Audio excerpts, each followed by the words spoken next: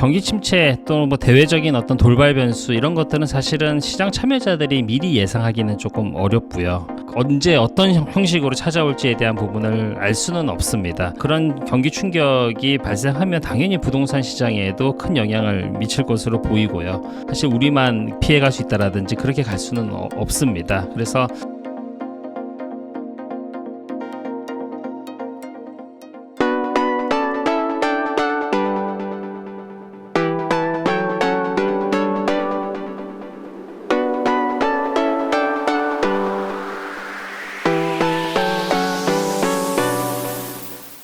네, 안녕하세요. 성정길입니다. 네, 오늘은 강대성님 모시고 부동산에 관한 이야기 나눠보도록 하겠습니다. 네, 안녕하세요. 안녕하십니까. 네, 반갑습니다. 잘 모르시는 분들이 계실 것 같아서 간단하게 자기소개 좀 부탁드리겠습니다. 네, 안녕하세요. 저는 2012년부터 아파트 투자를 해오고 있고요. 직장인이자 투자자입니다. 옥동자라는 필명으로 활동하고 있습니다. 요즘에 그 부동산 시장 분위기가 조금씩 뜨거워지고 있는 것 같아요. 네, 요새 부동산 시황 어떤가요? 우선 서울과 수도권 을 중심으로 해서는 일단 거래가 좀 많이 이루어지고 있는 그런 상황이고요. 올 초부터 3월, 4월부터 지금 거래가 좀 많이 지금 늘어나고 있는 상황이고요. 특히 이제 사람들의 인기 지역들, 또 사람들의 수요가 좀 몰리는 그런 곳들, 또 신축이 많이 몰려있는 그런 지역들에서 이제 거래가 많이 이루어지고 있는 그런 상황입니다. 특히 이제 좀 특이할 만한 것은 이제 고가 아파트들의 어떤 거래가 더 많아지고 있다라는 것이 조금 주목할 만한데요. 예를 들어서 최근에 이제 그 언론 기사 나온 거 보니까 9억 이상의 어떤 아파트 거래 건수가 모든 거래 비중에서 54% 정도를 차지하고 있고, 또 15억 이상의 어떤 그 거래 비중이 20%를 초과한다라는 그런 기사들을 봤을 때는 이제 사람들의 어떤 수요가 인기 지역들의 고가 아파트들, 신축 아파트들 이런 곳으로 이제 지금 몰리고 있는 그런 상황이다라는 거 볼 수 있을 것 같습니다. 그러니까 요즘에는 신축이 많은 곳들, 고가 주택 위주로 좀 우리가 갖고 싶어하는 아파트들이 거래가 많이 된다, 이런 말씀이실까요? 그렇습니다. 네.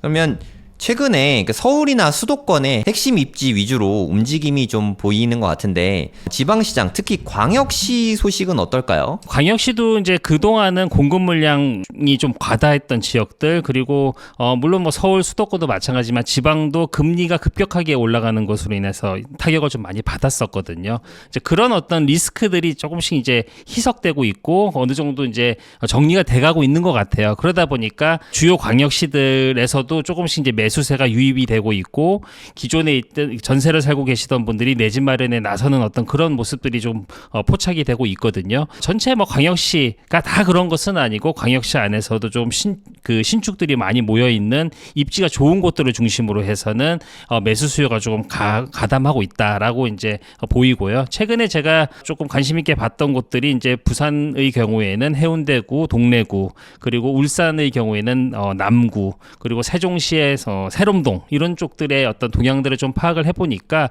이런 곳들에는 지금 매수 수요가 어느 정도 들어가고 매매가 좀 거래가 되고 있고, 또 그러다 보니까 이제 매도자들이 더 이상 이제 가격을 더 떨어뜨리지 않은 상태에서 호가를 올리기도 하고 매물을 걷어들이기도 하고, 이런 어떤 움직임들이 조금씩 포착되고 있는 것 같습니다. 그럼 부산, 울산, 세종시 이런 데서도 주로 상급지 위주로만 거래가 좀 일어나고 있는 거네요? 현재는 그렇습니다. 현재는 이제 서울도 마찬가지로 인기 지역들, 신축들에서 먼저 이제 그 상승 흐름이 시작이 된 것이거든요. 지방도 마찬가지로 이제 그런 움직임, 그런 흐름의 패턴이 같이 보인다라고 보실 수 있을 것 같습니다. 근데 갑자기 뭐 작년까지만 해도 좀 되게 미온적이었잖아요. 오히려 그렇습니다. 침체에 가까웠었는데 올해 이렇게 분위기가 반전된 계기가 뭘까요? 우선은 이 방송을 보시는 분들도 대충 이제 짐작을 하시겠지만은, 일단 가장 큰 것은 이제 금리에 대한 어떤 리스크가 좀 줄어들었다라는 것이고요.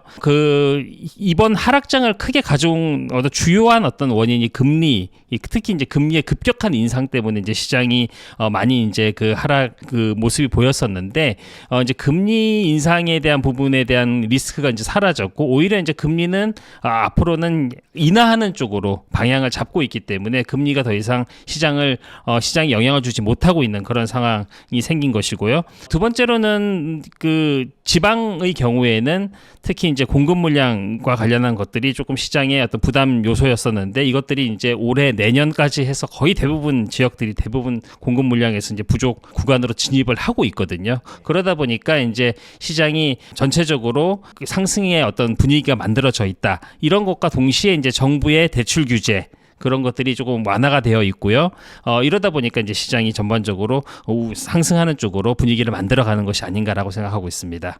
그러면 올해 말부터 이제 금리 인하가 시작되고 내년 내후년 계속 이렇게 금리가 떨어질 걸 기대해서 좀 선진입하는 그런 수요라고 보면 될까요? 그런 수요도 분명히 있을 거라고 생각을 하고요. 한 가지 더 이제 추가적으로 말씀드리자면은 이제 전세 물량이 이제 부족해지다는 부분도 이제 시장의 어떤 그런 트리거로서의 역할을 좀 하고 있는데요. 말씀드렸다시피 이제 신축에 대한 희소성이 높아지고 사람들이 신축을 선호하는 이유가 향후의 신축 공급이 원활하지 않을 거다라는 어떤 기대감 같은 것들이 포함이 되어 있는 것이거든요. 그러다 보니까 이제 그런 것들이 이제 시장의 어떤 그 긍정적인 시그널로 같이 작용하다 보니까 복합적으로요. 그러다 보니까 이제 시장이 조금 상승 흐름으로 가는 어떤 그런 분위기가 만들어지는 것 같습니다.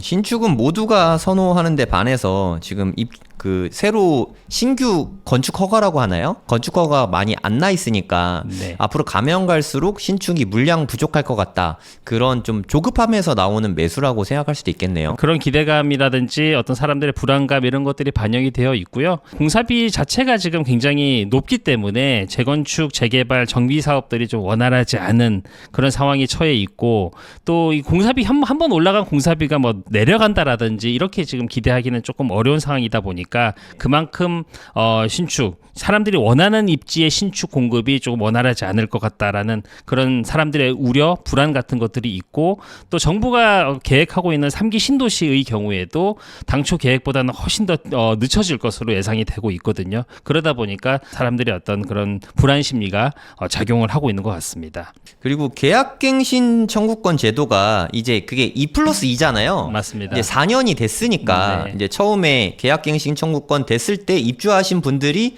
이제 계약 기간이 완전 끝날 때가 돼가잖아요. 맞습니다. 이게 시장에 어떤 영향을 끼치게 될까요? 계약갱신 청구권이 시작된 것이 2020년 7월경이었습니다. 그러다 보니까 이제 만 4년 정도의 이제 시간이 된 것이고요. 그동안 이제 전세가를 시세대로 올려받지 못했던 임대인들의 입장에서는 이제 시세대로 전세가를 올려받을 수 있는 그런 어떤 권리가 생긴 것이고요. 특히 지금 그 계약갱신 청구권의 종료와 맞물려서 지금 현재 서울의 전세 시세 자체가 지난 62주 연속 이렇게 상승을 해오고 있을 정도로 굉장히 전세가가 강세인 상태에서 계약갱신 청구권까지 종료되는 그런 것이 맞물리다 보니까 상당히 올 가을 이후에는 전세가가 좀 급등할 가능성이 있어 보이고요. 이것이 이제 매매 수요를 자극하는 것으로도 연결될 수 있지 않을까라는 생각을 하고 있습니다. 전세가가 올라가면서 전세 수요와 전세 가격 같이 둘 다 올라갈 수 있고 반면에 지금 공급이 부족하니까 여러모로 사실 공급이 부족하다고 해서 아파트값이 꼭 오르는 건 아니잖아요. 맞습니다. 하지만 공급이 부족하면 전세가는 오르게 되는 건 맞는 것 같거든요. 맞아요. 전세가가 오르면 아무래도 매매가를 밀어 올릴 수 있으니까 앞으로 그렇습니다. 그로 인한 상승이 나타날 수는 있을 것 같네요. 맞습니다. 지금 사실 아파트 전세가가 이제 굉장히 지금 고공행진을 하고 있는 이유 중에 이제 첫 번째는 아까 신축 공급 물량이 부족하다라는 것도 물론 있었지만은 잘 아시다시피 이제 전세 사기 사건을 비롯해서 이런 사회적인 그런 문제가 됐었던 것들로 인해서 빌라라든지 오피스텔이라든지 이런 것들 비아파트 부분의 어떤 상품에 대한 기피 이 현상 때까지도 이제 겹치다 보니까 아파트의 전세가를 계속 더 밀어 올리고 있는 그런 어떤 흐름이 보이고 있는 것 같아요. 그러니까 일종의 아파트 쏠림 현상 같은 거네요. 그렇습니다. 전세 그렇습니다. 수요가 아파트 쪽으로만 계속 몰리고 있으니까 가격이 계속 높아지고 있고 앞으로도 전월세 상승은 그럼 계속 이어질 가능성이 높은 걸까요? 당분간은 그런 추세가 유지될 것으로 저는 생각을 합니다. 그 신축 입주 물량, 사람들이 원하는 신축 입주 물량에 대한 부분이 지금 단기간에 해소되기는 좀 어려운 부분들이 있기 때문에 특히 또 뭐 금리 인하도 예정되어 있고요. 그러다 보니까 이제 당분간은 전세 수요가 조금 강세를 유지해 나가면서 전세와 매매가 동시에 우상향하는 그런 모습으로 흐름이 진행되지 않을까 싶습니다. 네, 아까도 금리 인하에 대한 이야기를 살짝 해주셨었는데 금리하고 부동산의 관계는 옥동자님은 어떻게 보고 계신가요? 금리는 사실은 시장의 금리 자체가 시장에 절대적인 영향을 미친다라고는 볼 수는 없어요. 시장의 흐름을 만들어가는 것에 있어서의 한 부분이 금리일 수는 있겠지만 금리만으로 시장이 움직인다라고 볼 수는 없거든요.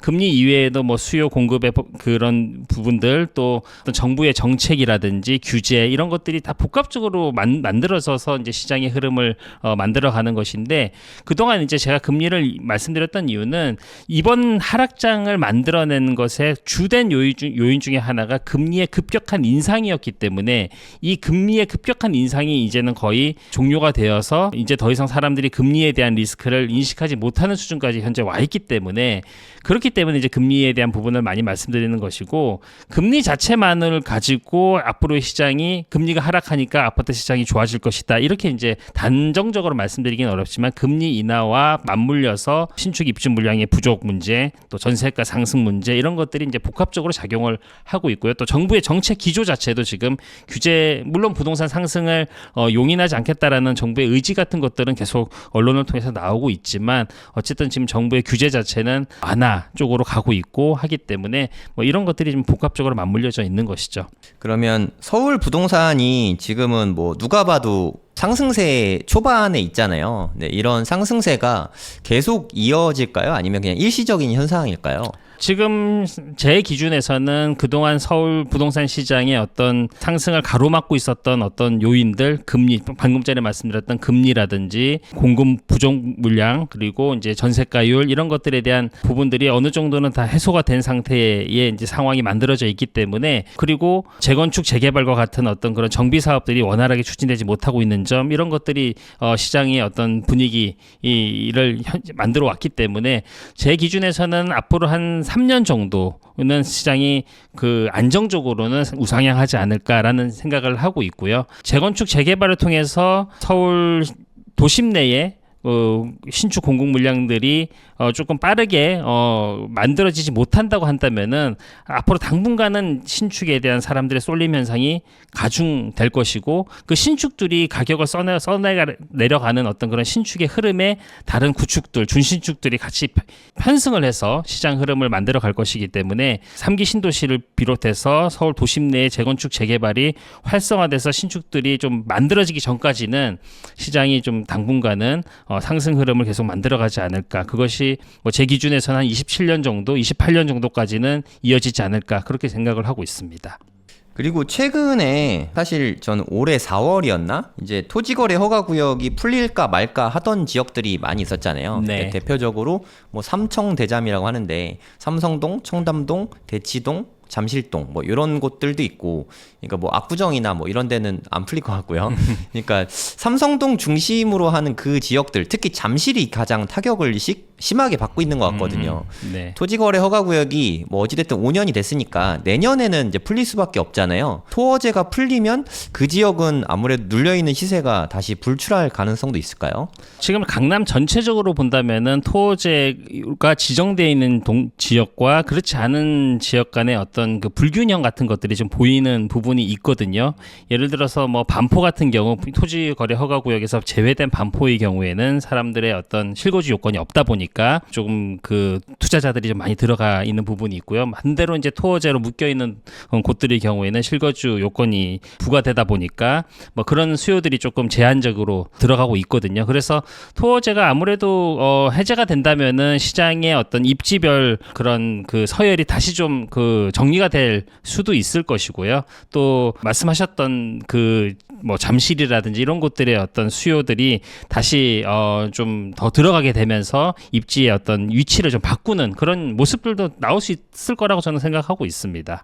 그러니까 토어제가 기존에 좀 약간 시장에 왜곡을 가져오고 있었는데 이제 토어제가 끝나면 다시 제대로 자리 잡힐 것 같다. 이렇게 네, 보면 되겠네요. 그렇습니다. 네. 그리고 또 제가 개인적으로 이건 정말 궁금한 부분 중에 하나인데 네. 지금 미국 같은 경우에 뭐 나스닥도 그렇고 계속해서 그러니까 유동성이 별로 이렇게 안 묶이고 계속 올라가고 있는 그런 느낌이거든요. 네. 그러니까 시장이 전반적으로 뜨거워지고 있고 물론 우리나라 부동산 같은 경우에 뭐 2022년부터 약간 좀 침체가 있었지만 우리가 생각했던 것만큼 이렇게 어마어마한 침체는 없었잖아요. 맞아요. 경기 침체는 사실 피할 순 없다고 생각하거든요. 언제 올지의 문제지 오기는 올 수밖에 없다고 생각하는데 네. 만약에 혹시나 경기 침체가 오게 되면 부동산 시장에는 어떤 영향을 끼치게 될까요? 경기 침체 또 뭐 대외적인 어떤 돌발 변수 이런 것들은 사실은 시장 참여자들이 미리 예상하기는 조금 어렵고요. 언제 어떤 형식으로 찾아올지에 대한 부분을 알 수는 없습니다. 사회자께서 말씀하셨던 대로 그런 경기 충격이 발생하면 당연히 부동산 시장에도 큰 영향을 미칠 것으로 보이고요. 그건 뭐 비단 우리뿐만 아니고 전 세계적으로 같이 연동화되어 있는 부분들이 이다 보니까 사실 우리만 피해갈 수 있다라든지 그렇게 갈 수는 없습니다. 그래서 시장에 참여하고 있는 분들에게 제가 늘 말씀드리는 것은 그런 경기 충격에 대한 것을 전혀 배제할 수가 없다 보니까 절대 본인의 어떤 소득 수준을 넘어서는 과도한 어떤 그런 대출을 일으켜서 부동산 투자에 뛰어드는 그런 어떤 행동을 해서는 안 된다라고 이제 자주 말씀을 드리고 지금 사실은 고가 주택들이 이제 거래되고 있는 곳들의 사람들의 어떤 그런 패턴을 보면은 이분들이 단순히 본인의 어떤 그 구매 자금을 100% 대출로 조달하고 있는 것은 아니고요. 본인도 어떤 이 지역에 들어오기 전에 매도했던 곳에서의 어떤 자금을 회수하고 거기에 약간의 본인의 여유 자금을 합쳐서 이 상급지로 이동하고 있는 것이거든요. 그 갈아타기 수요가 많은 거네요. 그렇습니다. 네. 그렇기 때문에 이분들의 경우에는 어느 정도 본인의 어떤 자금 여력이라든지 또 기존에 발생했던 어떤 수익 같은 것들이 이 투자에 이제 포함되어 있기 때문에 경기 충격이 와서 가격이 설사 하락하더라도 버틸 수 있는 여력이 되지만 그렇지 않고 이제 순수하게 구매 자금이 대부분의 대출을 통해서 이걸 매수하게 될 경우에는 상당히 경기 침체 또 금리가 다시 또 급등할 수 있는 가능성도 또 있는 것이고요. 그렇기 때문에 조심 리스크를 관리해야 될 필요가 있다라고 저는 보이거든요. 그래서 그런 것들을 조금 생각하면서 지금은 움직여야 될 때가 아닌가라는 생각을 합니다. 그러니까 정말 많은 분들이 서울에 사실 입성을 하고 싶잖아요. 네. 집이 지방에 있으시다 하더라도 내가 사는 곳이 지방이더라도 아파트 매수는 서울에 하고자 하는 수요가 되게 많은 것 같거든요. 이게 서울 쪽에 무리해서라도 그러니까 돈을 조금 더 보태서라도 서울 쪽에 주택을 마련하는 그런 전략에 대해서는 어떻게 생각을 하시나요? 장기적으로는 서울에 보유하는 것이 투자 방향에는 맞다라고 당연히 생각을 하고 있고요. 이제 앞으로의 추세를 본다면은 결국에는 좋은 곳이 더 좋아지고 비싼 곳이 더 비싸질 가능성에 어떤 무게가 있잖아요. 그렇기 때문에 본인의 어떤 감당할 수 있는 그런 자금 여력 안에서 서울 안에 할 수 있다라면은 당연히 지방보다는 서울을 좀 더 우선순위를 두고 투자를 해 나가는 것이 당연히 방향에는 맞다라고 보고 저도 그렇게 권해는 드립니다. 다만 이제 방금 전에도 말씀드렸던 것처럼 그것이 서울이라고 해서 무조건 서울의 상급지로만 들어가지 않으면 서울 투자는 다 아니다라고 생각할 것이 아니고 본인의 자금 여력에 맞는 곳에서도 서울 안에서 할 수 있는 곳들이 많이 있기 때문에 너무 욕심내지 말고 본인의 자금 여력에 고려해서 투자하는 것이 중요하다라고 보는 거죠. 그러면 서울에 투자를 하고 싶다. 그리고 자금도 어느 정도 마련이 됐다 하시는 분들께 아파트를 고를 때 요러한 거는 좀 피하세요. 좀 유념할 점, 주의할 점 좀 말씀해 주시면 더 좋을 것 같습니다. 서울의 결국 입지라고 하는 것은 교통과 학군이거든요. 그리고 사실 뭐 장기적으로 보면 저는 교통보다는 학군이 더 중요한 어떤 투자의 기준이 될 거다라고 저는 생각을 하기 때문에 학군지가 아닌 곳들, 학군이 전혀 형성되어 있지 않은 곳은 좀 피해야 되지 않을까라는 생각을 하고 있습니다. 아무리 거기에 이제 신축 아파트가 들어오고 또 사람들이 이동을 하고 하는 그런 어떤 움직임이 있다 하더라도 거기에 이제 학교가 만들어지지 않고 학원을 이용하기가 어렵고 한다라고 한다면은 그런 곳들은 좀 투자하는 데 있어서 조금 피해야 될 것 같고요. 또 하나는 결국 서울은 교통이 또 하나의 축이거든요. 그렇기 때문에 교통이 좋은 구축을 할 것이냐 아니면은 교통이 좀 불편하더라도 신축을 선택할 것이냐 이것이 이제 사람들에게 많은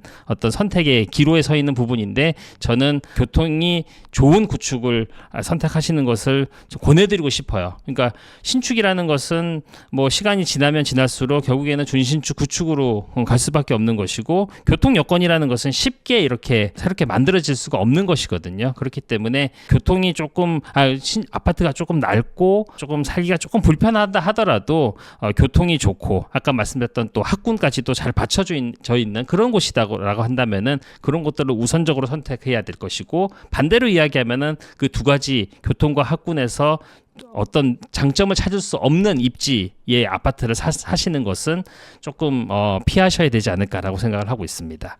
앞으로 학생 수가 훨씬 더 많이 줄어들잖아요. 맞습니다. 학생 수가 많이 줄어들고 이제 지방에 오히려 지역 전형 같은 의대 가기가 더 수월해지는 면이 있는데도 앞으로도 학군이 더 중요한 요소로 계속 자리매김할 수 있을까요?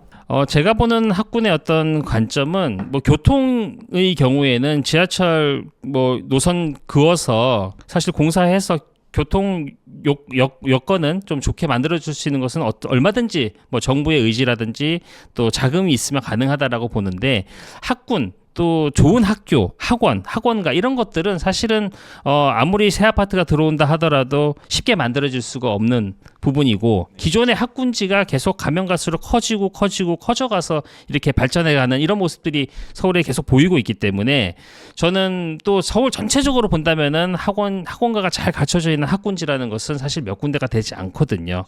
그렇기 때문에 이런 희소성 부분이 앞으로는 더 중요해질 것 같아요. 또 자녀가 뭐 많으면은 모르겠지만 지금 각 가정마다 자녀가 뭐 많아봐야 2명이고 대부분 하나 이렇게 되기 때문에 본인의 자녀를 아무래도 조금 더 좋은 학교 또 쾌적한 어떤 학원가에서 교육을 시키기 위해서는 그런 지역들 그런 것들이 만들어져 있는 지역으로 자꾸 들어가려고 하는 그런 수요가 계속 될 것이다라고 저는 보고 있기 때문에 학군지의 중요성 이런 것들은 좀 간과하기가 좀 어렵고 앞으로 더 중요해질 거다라고 저는 전망을 하고 있습니다. 네, 그러면 또 학군지 이야기하면 사실 학군지는 아는 사람들만 알지 보통은 잘 몰라요. 맞아요. 예, 본인 동네만 잘 아시고. 네. 그러니까 8학군, 강남 서초구 뭐 여기 좋은 학군 좋은 건 누구나 다 아시는데 네. 강남 서초 외에 학군지라고 할 만한 곳들을 아시는 곳 좀 알려주시면 좋을 것 같습니다. 뭐 당연히 뭐 잘 아시는 곳이 또 목동이 또 대단한 학군지고요.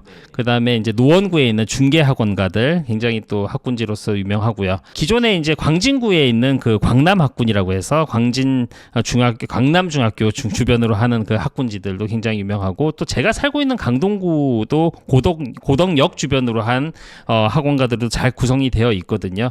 마포도 마찬가지로 그 대흥역 주변 그쪽에 이제 신축 아파트들이 많이 들어오면서 학원가들이 좀 잘 갖춰지고 있기 때문에 이런 곳들을 사실 구별로 따지자고 한다면은 뭐 구 전체적으로 봤을 때는 1개 내지는 2개 뭐 없는 곳도 있고요. 그래서 뭐 그런 곳들을 전체적으로 봤을 때는 학군지의 개수 자체가 그렇게 서울 전체적으로도 많지 않기 때문에 그런 곳들 좀 요즘에 좀 많이 뜨고 있는 그런 신학군지 이렇게 말씀드릴 수 있을 것 같습니다. 옥동자님께서 판단하시는 기준은 대체로 그 학원가를 중심으로 보고 계신 거네요.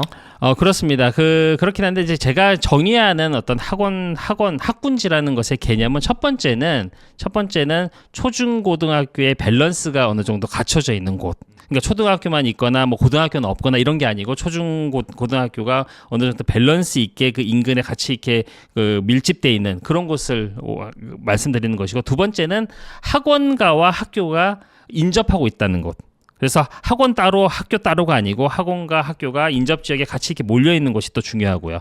세 번째는 이제 사회자께서 말씀하셨던 학원가의 개수, 학원의 개수, 학원가의 크기 이런 것들이 이제 중요한 것이거든요. 이래서 이 세 가지가 같이 동시에 충족될 수 있는 그런 지역들 이런 것들이 지금 제가 중요하게 보는 그런 학군지로서의 어떤 그런 요건이다라고 말씀드릴 수 있을 것 같습니다. 아, 네. 그러니까 좀 어떻게 보면 약간 넓은 의미의 학군일 수도 있겠네요. 맞아요. 네. 제가 네. 생각하는 학군은 사실 서울대 몇 명 보낸다, 의대 몇 명 갔나 네. 이런 거를 저는 학군으로 판단을 하는데 대체적으로 이 세 가지 요건을 다 갖추고 있는 곳들은 대부분 서울대를 많이 보내고 또 중학교의 경우에는 좋은 고등학교 특목고, 보낼 수 있는 네, 특목고 그렇습니다. 많이 가고. 그런 곳들이 많이 가는 곳들이 사실 이런 곳들이에요, 사실은. 네. 네, 이번에는 좀 재건축 관련한 이야기들을 나눠보면 좋을 것 같거든요. 아무래도 좀 큰 돈 벌려면 재건축을 투자해야 된다. 이런 인식들이 다들 좀 있는 것 같아요. 물론 재건축이 뭔가 무섭고 좀 두렵고 이런 면도 있지만 재건축 투자로 돈 벌었다는 사람들이 많이 보이니까 지금 같은 시기에 재건축에 투자하는 거는 어떻게 생각하시나요? 우선 저도 사실은 사회자께서 말씀하셨던 재건축으로 좀 한 단계 자산을 상승시킨 저도 그런 사람 중에 한 명이고요. 그래서 재건축 투자의 자체로는 저도 굉장히 그 투자 어떤 섹터로서는 유명하다라고 보는데 문제는 지금 그 경제 상황 자체가 공사비 자체가 너무 물가 인상으로 인한 공사비 자체가 너무 인상되다 보니까 재건축 추진에 있어서의 어떤 그런 안전 마진이 보이지 않는 부분이 지금 가장 큰 재건축 사업의 발목을 잡고 있는 부분이거든요. 그래서 이제 그런 어떤 상황에서 작년 그리고 올해 초까지만 하더라도 재건축 사업장들 또 재개발도 마찬가지지만 별로 거래가 많이 이루어지지 못했고 가격도 반등하지 못하는 그런 어떤 흐름을 보여왔었는데 최근에 지금 재건축 시장 그 사업장들의 어떤 동향을 좀 살펴보니까 요즘에는 지금 사실 공사비가 다시 인하될 것으로 이제 기대하기는 좀 어렵고요. 공사비는 여전히 지금과 같은 공사비가 유지될 것으로 본다면은 그럼 과연 재건축 재개발 사업지의 안전 마진을 만들어주는 것은 어디서 만들어지냐면은 그 사업장 주변에 신축 가격들의 아파트 시세거든요. 그래서 신축 아파트들의 시세가 계속 지금 신고가 이렇게 만들어 가고 있는 그런 상황이다 보니까 그러다 보니까 주변에 있는 재건축 단지들의 아파트들이 안전 마진이 만들어지고 있는 그런 분위기가 이제 지금 이제 만들어지고 있는 것이고 그것이 입지 좋은 곳들, 신축들이 즐비한 곳들, 또 사람들의 수요가 몰리는 곳들 그런 곳들에서 지금 이런 흐름이 좀 보이고 있기 때문에 올 초까지만 하더라도 재건축 투자는 사실은 조금 저도 권하지도 않았고 사실 사람들 입장에서도 재건축 투자에 대한 어떤 리스크, 불확실성 이런 것 때문에 투자를 선뜻하기가 좀 어려운 그런 상황이었다면은 지금은 올 이제 가을 넘어서서부터는 입지가 좋은 재건축 재개발 사업장들 조금 관심 있게 보시면 좋을 것 같다. 원체 주변에 있는 신축들의 가격들이 워낙 지금 고공행진을 벌리고 있기 때문에 그런 곳들에 좀 따라갈 수 있는 그런 신축들이 만들어질 수 있는 사업장들은 사업성을 조금 확보할 수 있는 그런 안전 마진이 만들어지고 있는 것으로 좀 보고 있습니다. 네, 안전 마진이라는 말씀을 반복해서 하셨는데 재건축에 있어서 안전 마진은 어떤 걸 말하는 걸까요? 재건축은 기본적으로 현재 내가 투자하는 매매가 플러스 추가 분담금이 주된 그 요소가 될 텐데요. 추가 분담금이라는 것이 이제 공사비 특히 또 공사비 플러스 또 향후의 일반 분양가 이런 것들에 이제 연동되도록 되어 있는데 기존에는 이제 공사비 자체도 높았었고 일반 분양가를 높게 이렇게 설정하기가 좀 어려운 경제 상황이었다라고 한다면은 지금은 사실은 분양가가 뭐 낮게 나오기는 좀 어려운 그런 분위기잖아요. 그러다 보니까 이제 분양가를 어느 정도 시세에 맞춰서 낼 수 있는 그렇게 하더라도 분양이 잘 될 수 있는 그런 지금 분위기 수도권 서울 분위기가 만들어지고 있다 보니까 이제는 조금 분양을 안전 마진을 만들 수 있는 분양가로 지금 설정할 수 있는 그런 상황까지도 와 있고 사회자께서 말씀하셨던 그 안전 마진이라고 하는 것은 매매가 플러스 추가 분담금 그리고 이제 그 일반 분양가 이런 것들에 이제 연동되도록 돼 있는데 이런 것들을 좀 감안하더라도 보수적인 추가 분담금을 감안하더라도 신축 가격 대비해서 지금 올라갈 수 있는 향후 상승할 수 있는 여지가 만들어지고 있다라고 보는 것이죠. 그러면 내가 매수한 가격, 그러니까 재건축 아파트를 사서 나중에 예상되는 추가 분담금 다 더해도 신축 아파트보다 싸다. 그러면 그만큼이 안전마진이라고 생각하면 되겠네요. 그렇습니다. 그러니까 예를 들어서 최근에 마포에서 분양된 것도 한 17억에 분양한 것 같은데 완판됐잖아요. 맞습니다. 그것도 뭐 몇백 대 1 나온 것 같은데 맞아요. 인기가 엄청나단 말이죠. 그럼 만약에 마포의 재건축 아파트가 추가 분담금 다 해도 15억이다. 그럼 안전마진 2억이 있다. 이렇게 보면 되는 걸까요? 그렇습니다. 지금 그 말씀하셨던 그 신축 아파트의 경쟁 아파트가 사실은 그 건너편에 있습니다. 마레프 같은데요. 그렇죠. 네네. 마레프의 지금 현재 시세가 19억, 20억 지금 돌파를 목전에 두고 있기 때문에 사실은 17억에 분양한다라는 것은 그 분양가 자체가 벌써 안전마진이 만들어지고 있다라는 거예요. 그래서 이제 사실은 올 초까지만 하더라도 또 작년 가을 이때의 어떤 마레프의 시세는 사실 이 지금 현재 분양했던 그 단지의 분양가와 별 큰 차이가 없을 수준이었기 때문에 사실은 분양 시기를 그때 했더라면 작년 가을이나 올 초에 했더라면 사실 분양이 이번처럼 잘 되지는 못했을 것이고 지금 이 시점 마레프가 지금 19억, 20억을 돌파하는 그 목전까지 가 있는 이 시점에 이제 분양을 했기 때문에 사람들 입장에서는 2억 정도의 안전마진을 가지고 출발한다라는 어떤 시그널을 줬거든요. 그렇기 때문에 이제 분양이 잘 된 것이죠. 네. 그럼 마포나 이런 데는 물론 뭐 상급지고 하니까 이렇게 분양이 잘 되긴 하는데, 그러니까 구독자분들 중에서 현금이 충분치 않으신 분들이 더 많을 테니까 네. 많은 분들이 서울에 재건축 아파트 하면은 노원구 쪽을 빠뜨릴 수 없을 것 같거든요. 네. 그러니까 뭐 특히나 7호선 라인 아파트들, 네. 중계동이나 뭐 상계동, 뭐 이런 노원 이런 쪽에 아파트들의 재건축 아파트 투자는 어떻게 보시나요? 우선은 개인적으로는 재건축 사업성이 그렇게 높지는 않다라고 보고 있습니다. 현지에 계시는 이제 소장님들을 만나 뵈면은 브리핑을 어떻게 해주시냐면은 이 단지는 재건축 아파트다라고 이제 브리핑을 해주시면서 과거에 이제 추진했던 어떤 그런 히스토리 같은 것들을 많이 들려주시긴 하시는데, 그거는 사실은 지금과는 다른 공사비가 이 공사비 일대의 어떤 이야기인 것이고, 현재의 공사비를 가지고 지금 노원구, 중계동, 상계동에 있는 주공 아파트들의 사업성을 따져보면 사실은 재건축을 쉽게 하기는 좀 어려운 사업 구조라고 보이고요. 물론 할 수는 있습니다. 할 수는 있는데 그 최근에 언론 기사에 나왔던 것처럼 추가 분담금이 거의 본인의 아파트 값만큼의 추가 분담금을 내야지만이 재건축이 가능한, 그리고 일반 분양 물량이 아주 적은 그런 어떤 구조의 어떤 사업지다 보니까 사실은 뭐 재건축을 기대하고 이제 중계동, 상계동에 이제 들어가는 것은 조금은 좀 힘든 상황인 것이고요. 다만 이제 이런 것들은 이제 풀어내기 위해서는 뭐 여러 가지 이제 그런 원인들이 생각해 볼 수 있겠지만은 어떤 정책적인 어떤 그런 어떤 혜택 이런 것들이 좀 나와준다라든지, 아니면은 결국에는 이제 재건축이 되려면은 주변에 있는 시세가 같이 상승해 줘야지만이 재건축 그 어떤 사업성이 나오는 것이기 때문에 지금 이 시점에서 재건축을 바라보고 상계동, 중계동으로 들어가기에는 조금 리스크가 있고요. 다만 이제 장기적으로 내가 본다라고 한다면은 물론 거주하면서 기다리는 그런 전략으로 생각하신다면은 뭐 해볼 수 있겠지만은 뭐 단기간에 재건축이 금방 될 것으로 기대하고 접근하기에는 조금 좀 불투명한 사업성이 있는 지역이다 이렇게 생각을 하고 있습니다. 그 동네가 너무 구축밖에 없고 신축이 별로 없잖아요. 하지만 맞습니다. 신축에 대한 니즈는 충분히 있어요. 좀 크긴 한 것 같거든요. 맞아요. 만약에 뭐 한 13억 정도 수준의 일반 분양을 하게 된다면 그건 뭐 당연히 완판이 될 것 같거든요. 네. 지하철역도 가깝고 맞아요. 강남도 뭐 한 30분 이내에 갈 수 있고. 그러면 그런 걸 생각해 봤을 때 만약에 우리 집이 5억이다. 추가 분담금 5억이다. 그럼 10억에 13억짜리 아파트를 살 수 있는 셈이잖아요. 네. 그런 쪽의 셈법으로 하면 충분히 메리트가 있는데 그래도 좀 투자로서 어려울까요? 물론 이제 개별 사업장의 사업성, 그리고 일반 분양가를 얼마나 책정할 수 있는지 이런 것들도 물론 이제 중요한 부분이지만, 또 하나 이제 생각해 볼 것은 이제 그 거주민들의 어떤 소득 수준, 그 추가 분담금 5억을 낼 수 있을 만큼의 어떤 그런 감당 여력, 이런 것들을 생각했을 때는 아무래도 이제 뭐 현실적으로는 이제 노원 상계보다는 그런 소득 여력이 더 높은 지역들에서 먼저 재건축이 될 가능성이 크고요. 그렇지 못한 곳들은 상대적으로 좀 늦어질 수밖에 없다라고 저는 생각을 합니다. 그것이 비단 뭐 노원구, 상계동, 중계동 이런 문제뿐만 아니고 일기 신도시 안에서도 소득 수준이 높고 추가 분담금의 여력이 있는 지역들부터 먼저 진행이 될 것이고,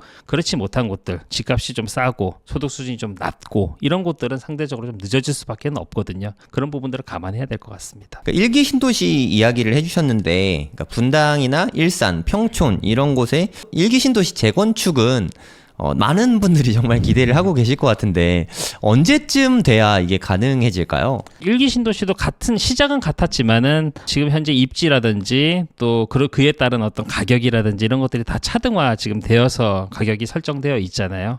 마찬가지로 재건축의 어떤 추진, 어떤 속도라든지 또 사업 성공 가능성이라든지 이런 것들을 봤을 때 사실은 일기 신도시 전체가 다 동일한 어떤 가능성을 가지고 있다라고 저는 생각하지는 않고, 개인적으로는 분당 정도가 가장 먼저 시작을 할 수 있는 그런 사업성을 가지고 있다라고 보기 때문에 분당 이외의 지역들과 분당과는 조금 사업 속도라든지 또 어떤 그런 것들이 좀 차이가 있을 거다라고 생각을 하고 있습니다. 그래서 분당도 전체적으로 또 다 같이 할 수 있는 것이 아니고 일부 재건축이 좀 빨리 진행될 수 있는 그런 입지가 또 그 안에서도 또 있고요.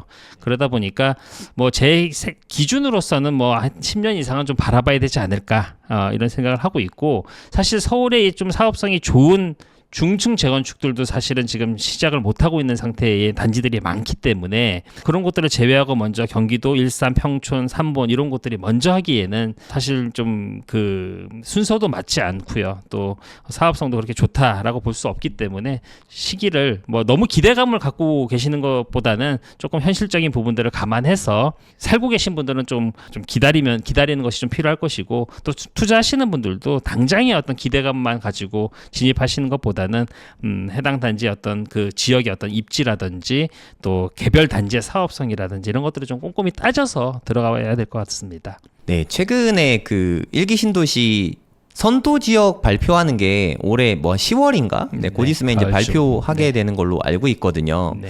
그럼 선도 지역으로 발표된 곳은 그래도 빨리 되지 않을까요? 선도지구도 사실은 이제 뭐 그것도 이제 결국에는 앞으로 어떻게 추진해 나가는지에 대한 부분들을 조금 지켜봐야 되긴 하겠지만, 마찬가지로 선도지구가 이제 지정된 곳과 지정되지 못한 곳의 어떤 그런 속도라든지 가능성, 사업 가능성 이런 것들이 차이가 있는 것은 분명해요. 한데 하지만 선도지구에 지정됐다고 해서 무조건 그 지구가 다 무조건 재건축에 성공한다 이렇게 저는 보고 있지는 않고요. 마찬가지로 정책적인 어떤 혜택 같은 것들이 물론 부여가 될 것이고, 또 주민들의 동의율도 굉장히 높다라고 이제 그 알 수는 있지만 결국 공짜로 지어주는 것은 아니잖아요. 그러니까 추가 분담금이라든지 이런 것들을 생각해야 되고, 지금은 뭐 재건축의 추진에 동의는 할 수 있겠지만 추가 분담금 계산서를 받고서도 과연 동의할 수 있을지에 대한 부분은 사실은 사업 추진하는 중간중간에 어떤 그런 과정을 좀 지켜봐야 되지 않을까라는 생각이 들어서, 아까 이제 말씀드렸던 것처럼 그런 추가 분담금에 대한 부분을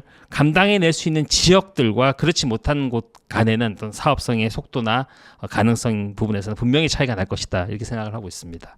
서울의 재건축 단지들, 아까 말씀하셨던 뭐 중계동 그쪽은 좀 어려울 것 같다.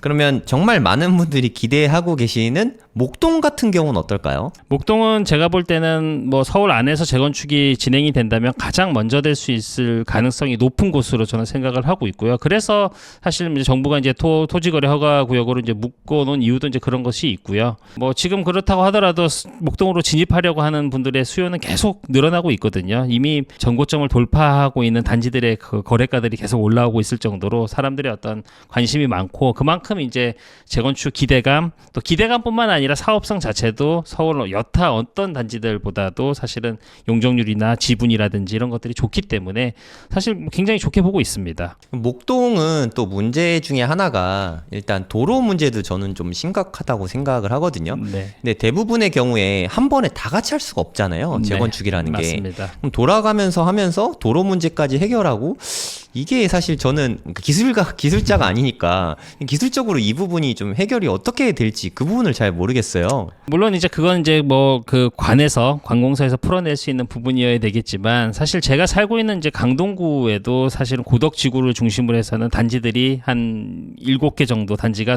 거의 순차적으로 같이 이렇게 진행이 됐었고요. 그러면서 이제 뭐 진행 과정에서는 당연히 이제 사회적에서 말씀하셨던 도로 문제, 교통 혼잡 문제, 또 이렇게 환경 어떤 그런 문제, 미관 문제 이런 것들이 많이 이제 불거지긴 했지만, 어쨌든 뭐 그건 일반적으로 어떻게 접근해서 풀어낼 수 있는 부분은 아니고, 아무래도 이제 그 큰 대규모 재건축이 진행되고 있는 지역이기 때문에 아무래도 이제 순서라든지 또 그를 통한 어떤 교통 문제, 환경 문제 이런 것들은 사실은 좀 같이 고민하면서 풀어나가지 않을까라는 생각을 합니다. 사실 저도 정확하게 그게 어떻게 풀릴지에 대한 부분은 지금 이 시점에서 좀 말씀드리기는 조금 어렵지만, 분명히 이제 그런 우려되는 부분들을, 또 주민들의 어떤 생활 부분들이 같이 밀접하게 연관되다 보니까 그런 것들은 조금 고민해서 나가지 않을까 싶습니다. 어디서 제가 본 이야기인데, 일기 신도시 특히 분당만 해도 재건축이 쉽지가 않은 게, 일단 너무 많잖아요, 세대가. 맞아요. 그럼 맞아요. 그 사람들의 이주 수요를 충족하면서 순환적으로 이렇게 재건축을 해야 되는데 그 재건축이 다 끝나면은 그냥 대충 산술적으로 해봐도 30년이 넘게 걸린다고 하더라고요. 네. 그러면 처음 재건축하는데 또 재건축 연한이 돌아오는 일도 있고 맞아요. 아, 이게 정말 우리가 이렇게 웃으면서 이야기하지만 풀기는 이걸 정말 난해한 문제가 아닐까. 맞아요. 그래서 저는 제가 바라는 점이 있다면 정부에서 어떻게든 지원을 해주든 방법을 써서 좀 빨리빨리 할 수 있게 하지 않으면 우리나라 전 국민들은 50년 이상 된 구축 아파트에서 다 살게 되는 그런 좀 불상사가 생길 것 같거든요. 좀 아무쪼록 좀 획기적인 대책을 마련해서라도 빨리빨리 좀 추진이 됐으면 좋겠습니다. 저도 이제 그런 생각을 당연히 하고 있고, 제가 살고 있는 집도 사실은 신축으로 바뀌어야 될 그런 필요가 있는 그 오래된 아파트이기 때문에 당연히 이제 저도 그런 니즈가 있고요.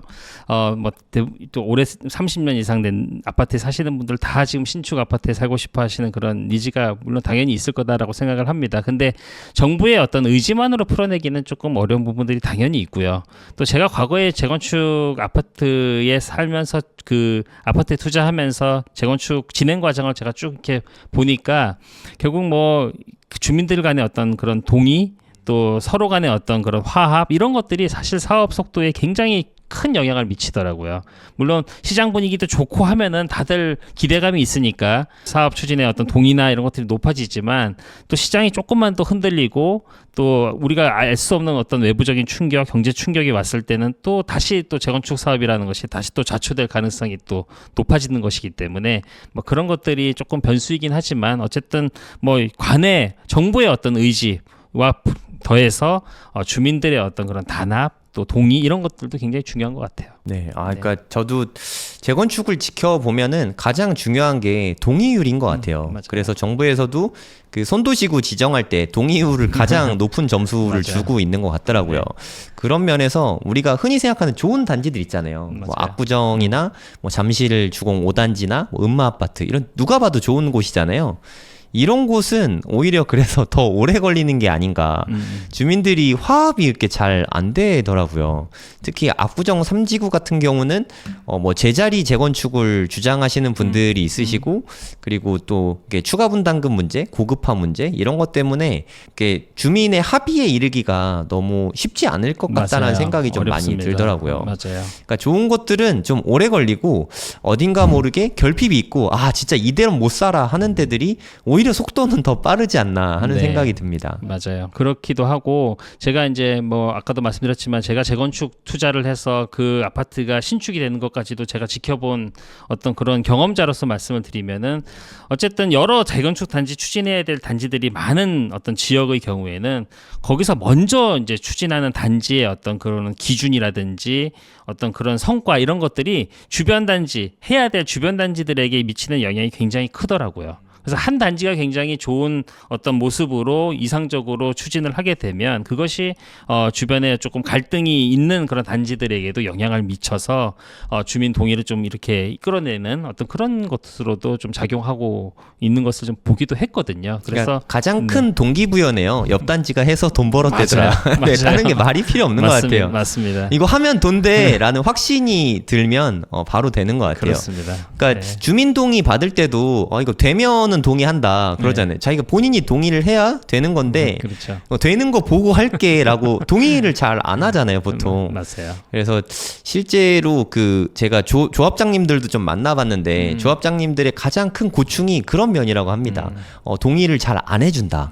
하고는 싶은데 또 이렇게 추가 분담금 많이 나올까봐 좀 걱정되는 면도 있고. 맞아요. 네, 그래서 진짜 현실적으로 그게 쉽지가 않더라고요. 맞습니다. 그러면 서울에 좀 새 아파트가 될 아파트를 가장 싸게 투자하는 게 재건축 투자잖아요. 어떻게 보면. 맞습니다. 그러면 서울에 최소한으로 요 정도는 있어야 재건축 아파트를 살 수 있다. 그게 전세 끼고 뭐 어떻게 저렇게 해서 시드가 얼마 정도 필요할까요? 사실 재건축 투자를 제가 제일 권해드리는 그런 어떤 그 패턴은 실거주예요. 실거주. 투자금을 가지고 재건축 아파트를 투자하기에는 전세가가 원체 낮기 때문에 투자의 어떤 가성비로서는 그렇게 좋은 투자는 아닙니다. 그렇기 때문에 투자금은 사실은 뭐 지역마다 단지마다 워낙 다양하기 때문에 얼마가 있으면 그 단지를 사서 가성비가 어떻게 나올 것이다. 앞으로의 어떤 그런 뭐 수익률이 얼마나 될 것이다. 이렇게 이제 예상하기에는 조금 어렵고요.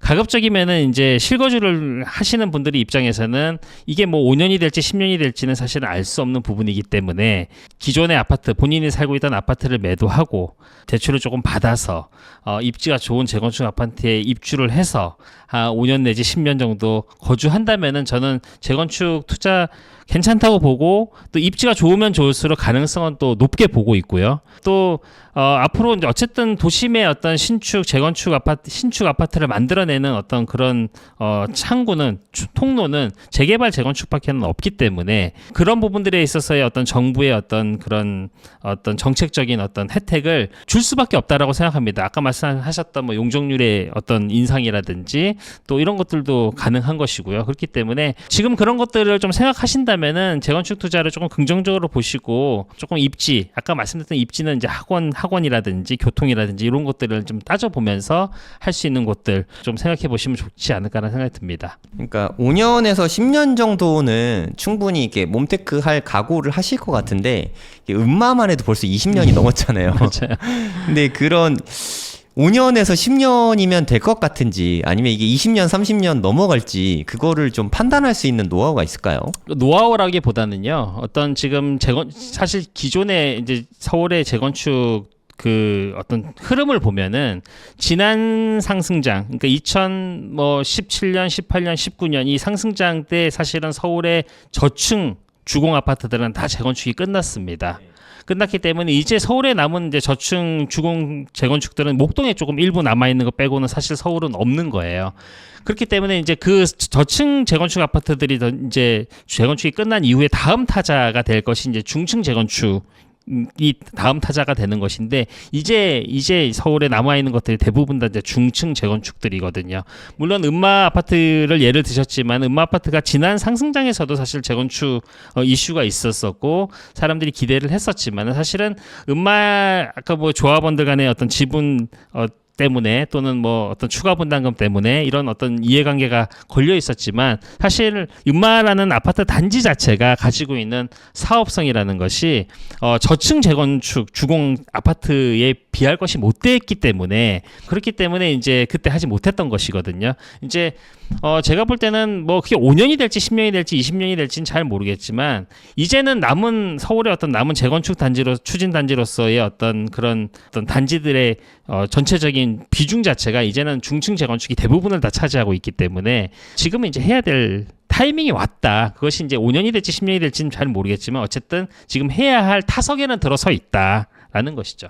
감사합니다. 저는 솔직히 지난 정부가 민주당 정부였고 이번 정부가 국민의힘 정부인데 국민의힘 정부가 들어서면 앞으로 재개발 재건축이 좀 빨라지는 거 아니야? 이렇게 솔직히 기대를 했었는데 그것도 이번 정부도 그거는 좀 부담스러웠던 게 아닌가 하는 생각을 전 지금은 좀 하고 있거든요. 그러니까 정치권, 그러니까 민주당이 집권하든 국민의힘이 집권하든 재건축은 좀 쉽지 않은 것 같은데 어떻게 생각하시나요? 어떤 정부가 있느냐에 따라서 재건축이 쉽게 되고 뭐 덜 쉽게 되고 이런 것도 물론 뭐 영향이 전혀 없다라고 할 수는 없겠지만 기본적으로는 크게 보면은 시장의 전체적인 흐름에 어떤 좌우된다라고 저는 생각을 하고요. 또 재건축이라는 것이 시장의 흐름상에서 해야 할 타이밍이 되면은 대부분 딱 했었습니다. 했었고 또 아직 하지 못했다면은 그런 것들이 또 흐름에 또 그 상승 흐름에 맞춰서 또 하게 되고요.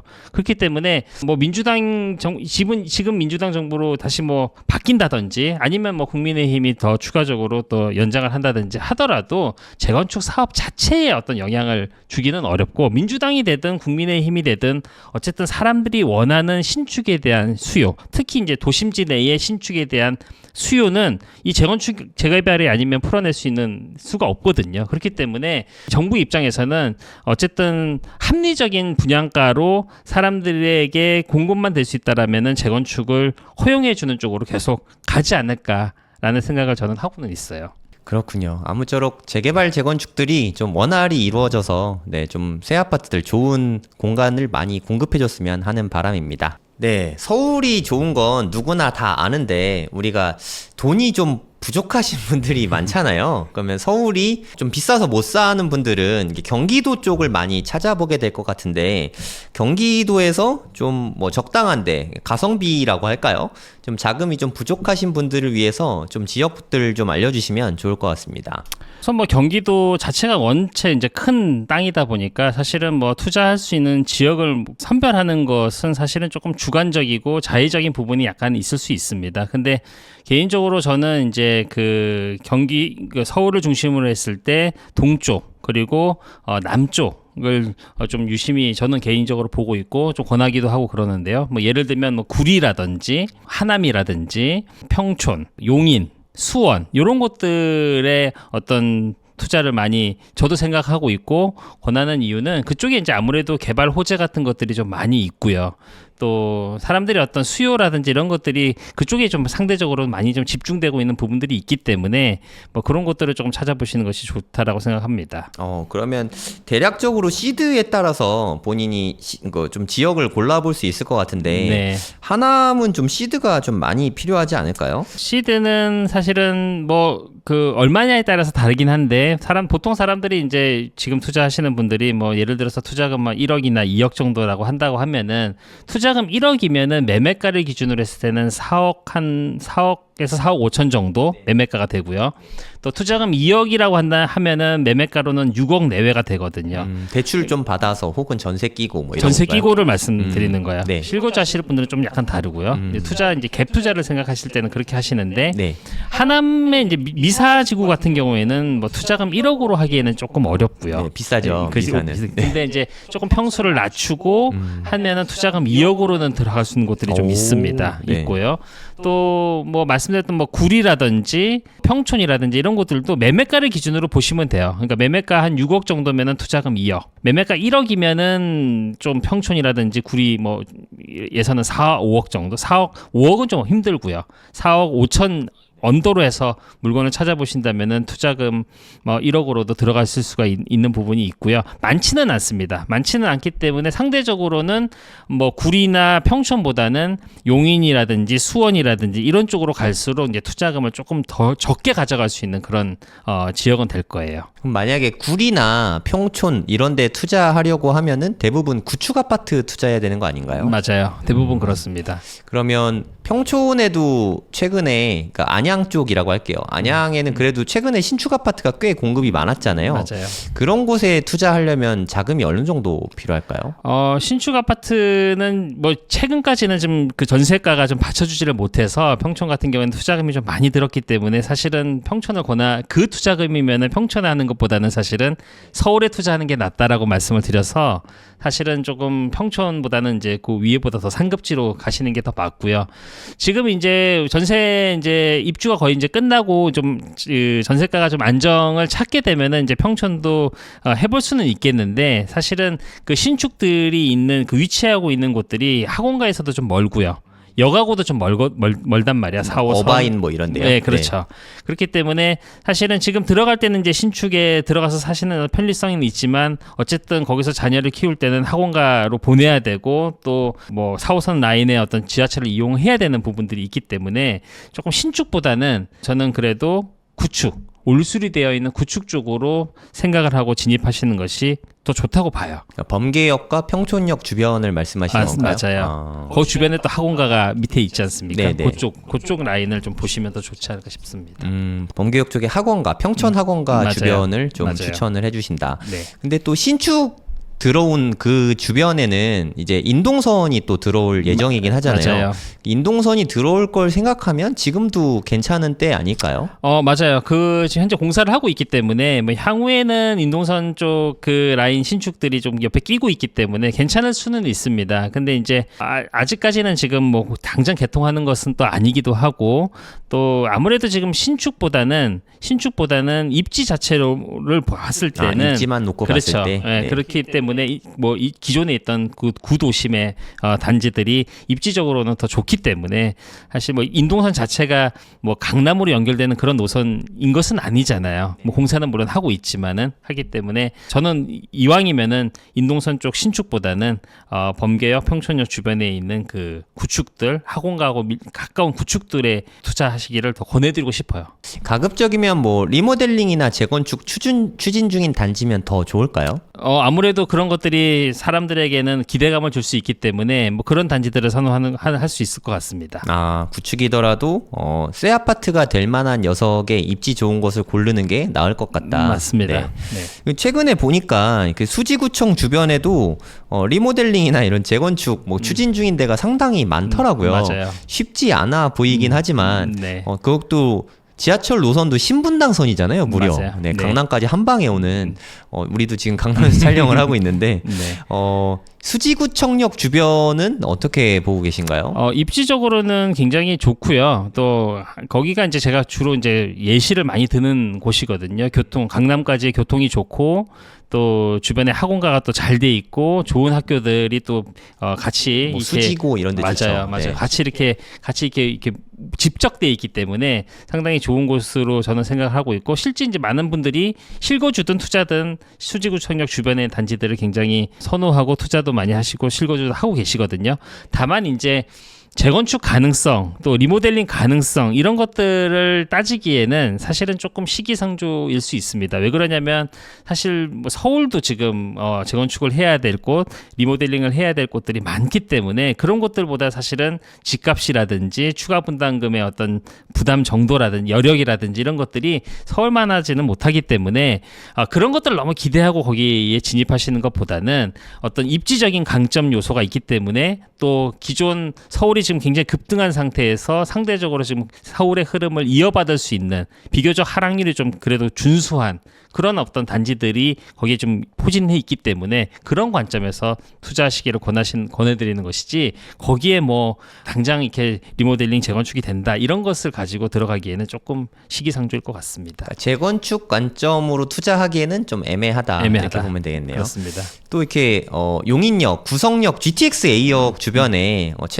최근이라고 하긴 이제 꽤 됐지만 입주를 했잖아요. 이 편한 세상. 네. 12억에 84 타입 분양을 했는데 네. 미분양이 세게 났죠. 대차게 나고 마이너스 피도 제가 알기로 한 2, 3천 정도 마피가 났던 것 같은데 그래도 지금 입주는 어느 정도 끝난 것 같아요. 네.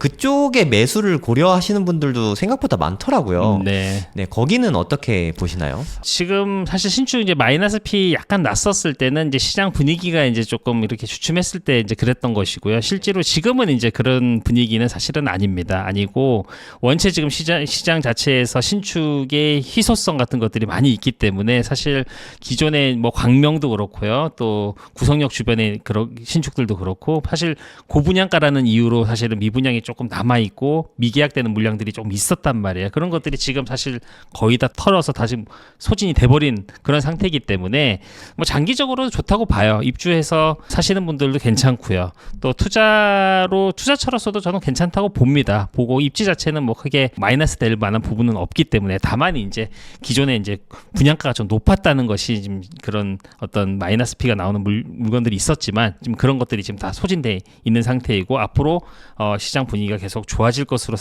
본다면은 뭐 지금 투자하는 것도 저는 나쁘지 않다라고 봅니다. 네, 막상 그 동네 서울우유 뭐 그쪽에 가보면 네. 사실 되게 많이 낙후돼 있잖아요. 맞아요. 네, 솔직히 말해서. 그러니까 우리가 생각하는 신도시 뭐 이런 맞아요. 느낌이 정말 전혀 아니거든요. 그렇죠. 12억이라는 게 되게 큰 돈인데 여기를 이 돈 주고 산다고? 이런 생각이 안 들 수가 없을 것 같아요. 그러면 그 주변에 만약에 플랫폼 시티가 들어오고 나면 그 주변 환경도 많이 좋아질 거라고 보고 계신 건가요? 맞아요. 네. 그래서 전체적인 입지 자체는 나쁘지 않다고 봐요. 장기적으로 봤을 때는 교통 여건도 그렇고 뭐 신도시 또 기존의 또 교통망이라든지 학군이라든지 이런 것들이 잘 갖춰져 있는 동네이기 때문에 전체적으로는 좋다고 봅니다. 그런데 이제 사회자께서 말씀하셨던 것처럼 분양가 이 10여억에 여기를 사는 게 맞느냐라고 했을 때는 사실 좀 고민이 됐던 부분이 있었던 것이고 그래서 이제 미계약 미분양이 났었던 것인데 사실은 이제 그런 것들이 지금 현재 서울과 수도권 핵심지들의 가격이 상승하면서 그런 것들에 대한 생각이 약간 좀 바뀐 것이죠. 이제는 들어갈 만하다라는 어떤 그런 공감대 같은 것들이 만들어지면서 이 가격에 사도 그래도 좀 먹는 게 있을 것이다라는 어떤 그런 기대감 같은 것들, 공감대 같은 것들이 지금 매수자들에게 지금 먹혔기 때문에 그래서 이제 지금 미분양 물량들이 다 해소가 된 것들이거든요. 그래서 장기적으로는 뭐 가져가 볼 만하다라고 생각은 들어요. 뭐 단기적으로 지금 현재 시점에서의 어떤 가격 메리트가 확실하다 이렇게 보기는 좀 어렵지만 그래도 지금 시장이 전체적으로 상승해 가는 어떤 그런 흐름을 유지해 나간다면은 그런 것들도 시세가 좀 꾸준히 올라가지 않을까 이런 생각을 하고 있습니다. 분양가 이야기가 나와서 말인데 오산세교 쪽은 사실 분양가가 지금도 굉장히 싼 편이잖아요. 뭐 한 5억 안팎 정도 되는 것 같은데 네, 그런 곳에 미분양 줍줍도 일부 있더라고요. 맞아요. 네, 그런데 투자하는 건 어떻게 생각하세요? 가급적이면은 지금 좀 물리적인 거리가 좀 사실은 오산까지 가기에는 조금 멀고요. 그래서 오산, 평택 이런 쪽에는 아직까지도 상승 흐름이 진입했다라고 보기가 조금 어려워요. 지금 현재는 서울을 비롯한 수도권 핵심지 그리고 지하철 강남까지 들어갈 수 있는 지하철 노선이 뚫려 있는 그런 곳들까지의 어떤 흐름이 와 있는 상태여서 물론 조금 더 상승 흐름이 이어진다면은 오산이라든지 평택까지도 좀 흐름이 이어질 수 있기 때문에 미리 선진입하는 어떤 개념에서 들어가서 기다리겠다 하는 것이라면 뭐 해볼 수 있겠지만 사실은 사람들이 그곳에 대해서는 약간 반신반의하는 부분이 있는 것 같아요. 거기까지 과연 온기가 전해질까? 그렇죠. 네. 온기가 전해질 것인가에 대한 부분이 있기 때문에 좀 반신반의하는 것이고요. 그것은 저도 사실은 뭐 단언하기는 좀 어렵고요.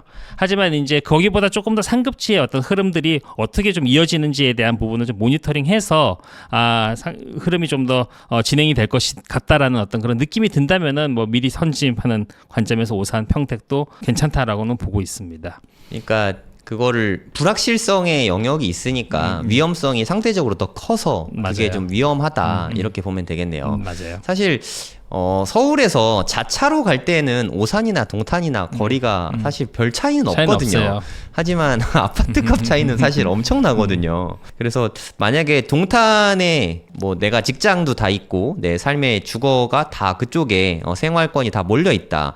이런 분들이 실거주 목적으로 오산 같은 데 새 아파트 뭐 매수하는 건 어떻게 볼까요? 뭐 실거주 관점이라면은 뭐 얼마든지 괜찮다라고 보고요. 또 말씀하셨던 것처럼 동탄 그 역 주변에 있는 신축들의 가격이 뭐 서울 못지않게 지금 비싼 것이고 다만 그렇다 하더라도 동탄 사실 조금 안쪽으로만 들어가더라도 아직까지도 하락률이 좀 높은 그런 입지가 좀 떨어지는 단지들은 하락률이 좀 높은 단지들이 있기 때문에 가격이 많이 착해지죠. 그렇죠. 차이가 많이 나기 때문에 네. 같은 돈이라면은 그래도 동탄 안에서 실거주를 마련하는 것이 더 좋다라고는 보고요.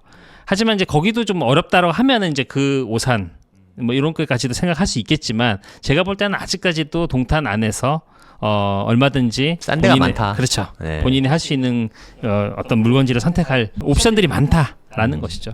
네. 그러니까 사실 이동탄에 남동탄까지 다 보면 워낙에 좀 많잖아요. 사실 많아요. 아파트들이. 그래서 다양하고. 구석구석 잘 찾아보면은 네. 싼 데들이 사실 맞습니다. 생각보다 많거든요. 맞습니다. 네, 그런 데로 가는 게 제가 봤을 때도 오산보다는 나중을 봐도 더 좋지 않을까. 맞아요. 네, 이런 생각이 흐름은 듭니다. 먼저 동탄 안에서 먼저 돈 다음에 내려가는 것이기 때문에 네. 흐름을 먼저 받을 가능성도 크고. 네, 어떻게 그렇습니다. 보면 투자금도 전세가가 동탄이 더 잘 나오니까 맞아요. 투자금도 어떻게 보면 별 차이 없을 것 맞아요. 같아요. 제 맞습니다. 생각엔. 그래서 그런 어떤 생각들이 뭐 시장에 저뿐만 아니라 많은 분들이 하고 있는 부분이기 때문에 그래서 이제 오산이라든지 조금 입지가 조금 떨어지는 곳들의 수요가 좀 들어가지 못하고 있고 네. 상대적으로 아직까지도 동탄 쪽에 사람들이 관심이 머물러 있는 이유가 그런 것들 때문에 그런 것 같습니다. 네. 네, 그러면 또 수원에 정말 많은 분들이 거주하고 계시잖아요. 동네잖아요. 네. 네, 수원에서 이 동네는 좀 눈여겨봐도 좋을 것 같다 하는 곳이 있다면 어디가 좋을까요?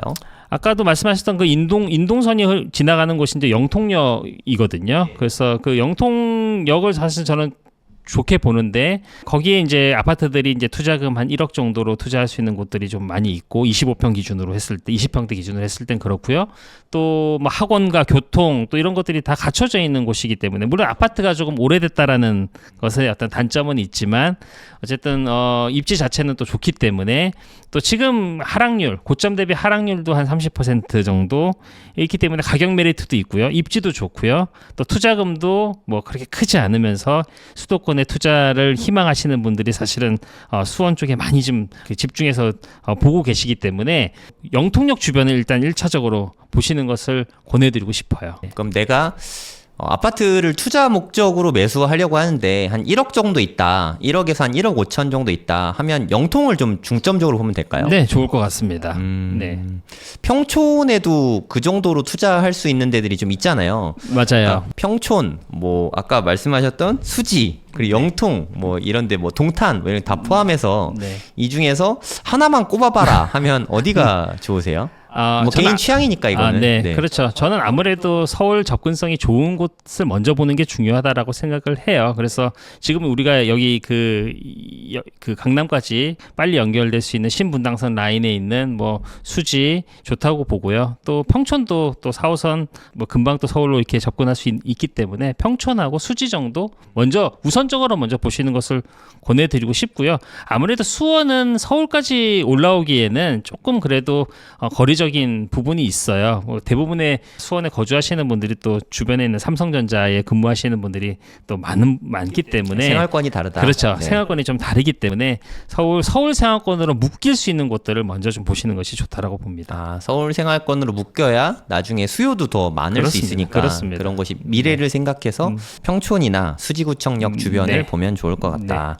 네, 그러면 서울 수도권은 우리가 좀 면밀히 좀 많이 살펴본 것 같거든요. 네. 지방 쪽 이야기를 또 안 해볼 수 없는데 지방에서 좀 뭐 부산이나 울산 쪽 이런 쪽에도 사람들이 되게 많이 살잖아요. 네. 부산이나 울산 쪽 어디 좀 유심히 지켜보면 좋을까요? 우선 지방은 이제 하락장을 거의 마무리하고 이제 반등을 준비하고 있는 그런 구간이다라고 보이기 때문에 이럴 때는 우선적으로 그 지역의 상급지부터 검토하시는 게 순서입니다. 그래서 부산 같은 경우에는 뭐 해운대, 뭐 수영구, 동래구, 남구 이렇게 이제 먼저 우선적으로 보시면 되고 울산은 이제 남구가 가장 좋고 그다음에 이제 중구 이렇게 좋기 때문에 우선적으로 그런 어떤 상급지에 내가 가지고 있는 투자금으로 내지는 내가 그쪽에서 실거주할 수 있는 아파트를 찾는 것이 가장 먼저이고요.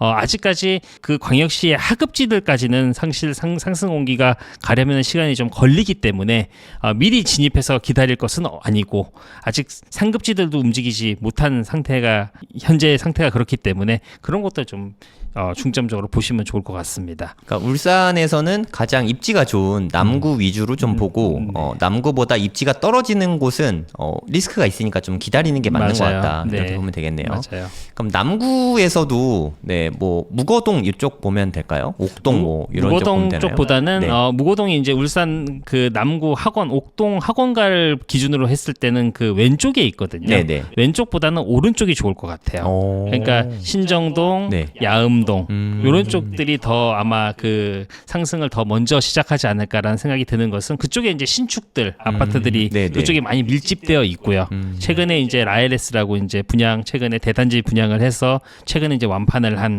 그런 신축 아파트들이 거기서 분양을 했기 때문에 아무래도 이제 무거동 쪽보다 그 왼쪽보다는 오른쪽에 있는 신축들 또 그 신축 주변에 있는 구축들 이런 곳들이 아무래도 좀 먼저 상승을 시작하지 않을까 싶습니다. 역시 울산 남구를 보더라도 일단은 신축이 몰려 있는 곳을 더 집중적으로 봐야 되겠네요. 맞습니다. 그건 뭐 서울도 그렇지만 네. 지방도 마찬가지로 사람들의 어떤 니즈는 다 신축, 얼죽신이라고 최근에 그런 유행어도 나올 정도로 그쪽에 사시는 분들 다 신축을 선호하시는 것은 뭐 다 서울과 마찬가지 대동소이하거든요. 신축 한번 살면 하면 네. 구축 못 살더라고요. 맞습니다. 저희 와이프도 세종시 한번 산 다음에는 신축 사령 너무 해가지고 좀 그래서 아무래도 이제 신축의 수요가 몰리고 가격을 신축이 이끌어갈 가능성이 크기 때문에 뭐 이왕이면 신축이 좋고요. 신축이 정 안 된다면은 신축 주변에 있는 같이 입지를 공유할 수 있는 구축 아파트 이렇게 이제 입지를 좀 좁혀 나가야 될 것 같아요. 네.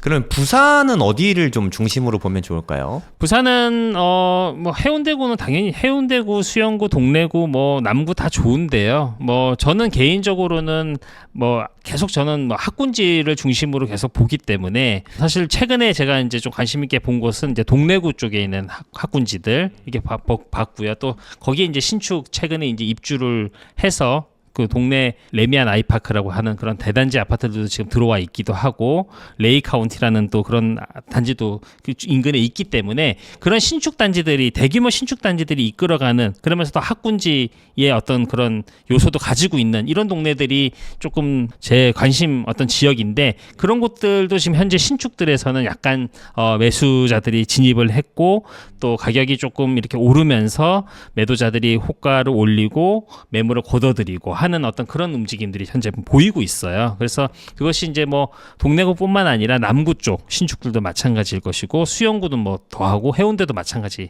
것으로 보이기 때문에 그런 곳들을 중심으로 보시면 더 좋을 것 같습니다. 네. 아무래도 대구는 아직은 좀 위험하겠죠? 대구는 부산이나 울산보다는 조금 늦을 것 같긴 해요. 흐름적으로 봤을 때는 아직 공급 물량도 좀 남아 있고요. 아직도 지금 공사를 하고 있는 곳들이 좀 지금 가면은 그냥 온통 새 아파트 공사만 계속하고 있더라고요. 네. 그래서 이제 물량을 좀 조금 정리가 될 때까지는 조금 더 시간이 필요하다라고 보이고요. 다만 그렇다 하더라도 뭐 대구는 한번 과거의 어떤 그런 상승 흐름을 봤을 때는 한번 또 불을 뿜게 되면은 굉장히 또 무서운 도시이기 때문에 지금과 같이 조금 사람들이 대구에 지금 진입하기를 좀 꺼려하는 이런 어떤 시기에는 대구에 거주하시는 분들은 사실은 본인의 집을 빨리 팔고 상급지로 갈아타 두는 것이 되게 중요한 시기다라고 보이고요. 투자는 조금 대구를 굳이 하지 않더라도 할 수 있는 곳들이 많이 있기 때문에 대구에 미리 지금 들어가서 기다리는 것보다는 아까 이제 대구보다 조금 더 흐름이 빠를 것으로 생각되는 부산이나 울산 같은 것들을 좀 먼저 보시면 좋을 것 같고 대구는 어쨌든 부산, 울산 흐름의 모습을 좀 보고 판단을 해도 늦지 않다. 네. 굳이 생각하고. 리스크를 떠안을 필요는 없으니까요. 맞아요. 네. 근데 그리고 그 투자하고 한 사이클 돌고 대구 들어와도 괜찮을 것 같은데. 늦지는 않을 것 같아요. 대구가 또 이렇게 한번 오를 땐 정말 화끈하시잖아요. 맞아요. 대구 분들이 진짜 화끈하시니까 네. 그런 모습을 기대하신다면 굳이 조급하게 들어갈 필요는 없을 것 같습니다. 맞습니다. 네, 그러면 이번에는 대전과 세종시를 한번 돌아보면 좋을 것 같거든요. 특히 제가 개인적으로 전 세종시에 산 적도 있으니까 세종시에 관심이 좀 많은 편인데 무려 이렇게 세종시가 33주 연속 하락을 했다고 합니다. 33주. 거의 1년 가까이 빠지고만 있는 것 같은데 세종시가 이렇게까지 빠지는 데는 이유가 있을까요? 세종시의 하락이 좀 길어지고 있는 것은 뭐 여러 가지 이유를 생각해 볼 수 있겠지만 제가 생각하는 것은 한 3가지 정도 이유를 말씀드리고 싶어요. 첫 번째는 그간에 이제 가격이 많이 급등했었다. 전 국민의 어떤 그런 투기 수요를 포함한 그런 수요들이 세종이 집중되면서 가격이 지나치게 좀 고평가됐었던 그런 시기가 지금 정리되고 있는 그런 시기다라는 것이 첫 번째 이유고요. 두 번째는 이제 공급이 좀 많았었습니다. 그래서 공급 물량이 매수 수요를 충분히 오버해버릴 정도로 공급 물량이 많았다라는 것이 두 번째 요소였고 세 번째는 뭐 세종뿐만 아니라 우리나라 부동산 시장이 어떤 다 영향을 받았던 그 급격한 금리 인상 이런 3가지 이유 때문에 세종이 좀 조정을 많이 받고 있는 것이죠. 아직까지도 받고 있고요. 그러면 지금은 세종시 가면은 이게 싸다 이런 느낌이 나는 지역들이 있나요? 지금 세종은 사실은 뭐 세종도 이제 그 안에서 동네마다의 어떤 그런 입지가 좀 다르기 때문에 사실은 조금 뭐 일률적으로 말씀드리기는 좀 어렵지만 어쨌든 뭐 동네에 따라서 단지에 따라서는 고점 대비 하락률이 40%가 넘는 그런 어떤 단지들의 모습도 있기 때문에 과거에 어떤 급등했을 때의 가격 거품 같은 것들이 지금은 많이 좀 빠진 것이 아닌가 이렇게 생각을 하고 있습니다. 근데 제가 느끼기에는 제가 물론 사람들이 좋아하는 데들만 봐서 그런지 모르겠지만 세롬동이나 도담동 이런 데 보면 가격이 빠졌는지 저는 잘 모르겠더라고요. 그런 데는 아직도 안 빠지고 있는 이유가 있을까요? 우선은 이제 세종시 세종시 안에서도 사람들의 수요가 몰리는 동네의 경우에는 아무래도 매매가가 다른 곳들에 비해서는 가격이 조금 하락을 하지 않았던 것이고요. 사실 지금 말고 이제 작년 가을 이후, 그러니까 추석 이후와 올 초까지만 하더라도 사실 매도자들이 내놓은 호가 대비해서 매수자들이 부르는 가격의 가격 차이가 좀 컸었고 그 가격 차이가 일부 매도자들이 그것을 수용해주기도 했었어요. 원체 이제 매도자가 약세인, 매수자가 강세인 그런 수요 시장이었기 때문에 그런 것들이 가능했었는데 지금 현재 6월, 7월 이렇게 넘어가면서부터는 사실 인기 지역들, 세롬동, 말씀하셨던 뭐 보람동, 뭐 이런 곳들의 어떤 그런 단지들, 인기 있는 단지들의 경우에는 지금 매도자들이 이제 더 이상 매수자들의 어떤 그런 그 무리한 요구에 지금 응답해주고 있지 않는 그런 어떤 지금 흐름이 세종시에서도 조금씩 나타나고 있습니다. 제가 세종시 살면서 제가 살 때 전세로 살았었거든요. 네. 그때 한 2018년이었는데 전세가가 40평대 아파트였는데 2억 초반이었어요. 어떻게 이렇게 싸나 하고 되게 놀랬던 기억이 있거든요. 네네. 세종시가 그게 좀 유난히 좀 심한 것 같아요. 그러니까 매매가와 전세가의 그 괴리 이게 정말 심한 것 같거든요. 네.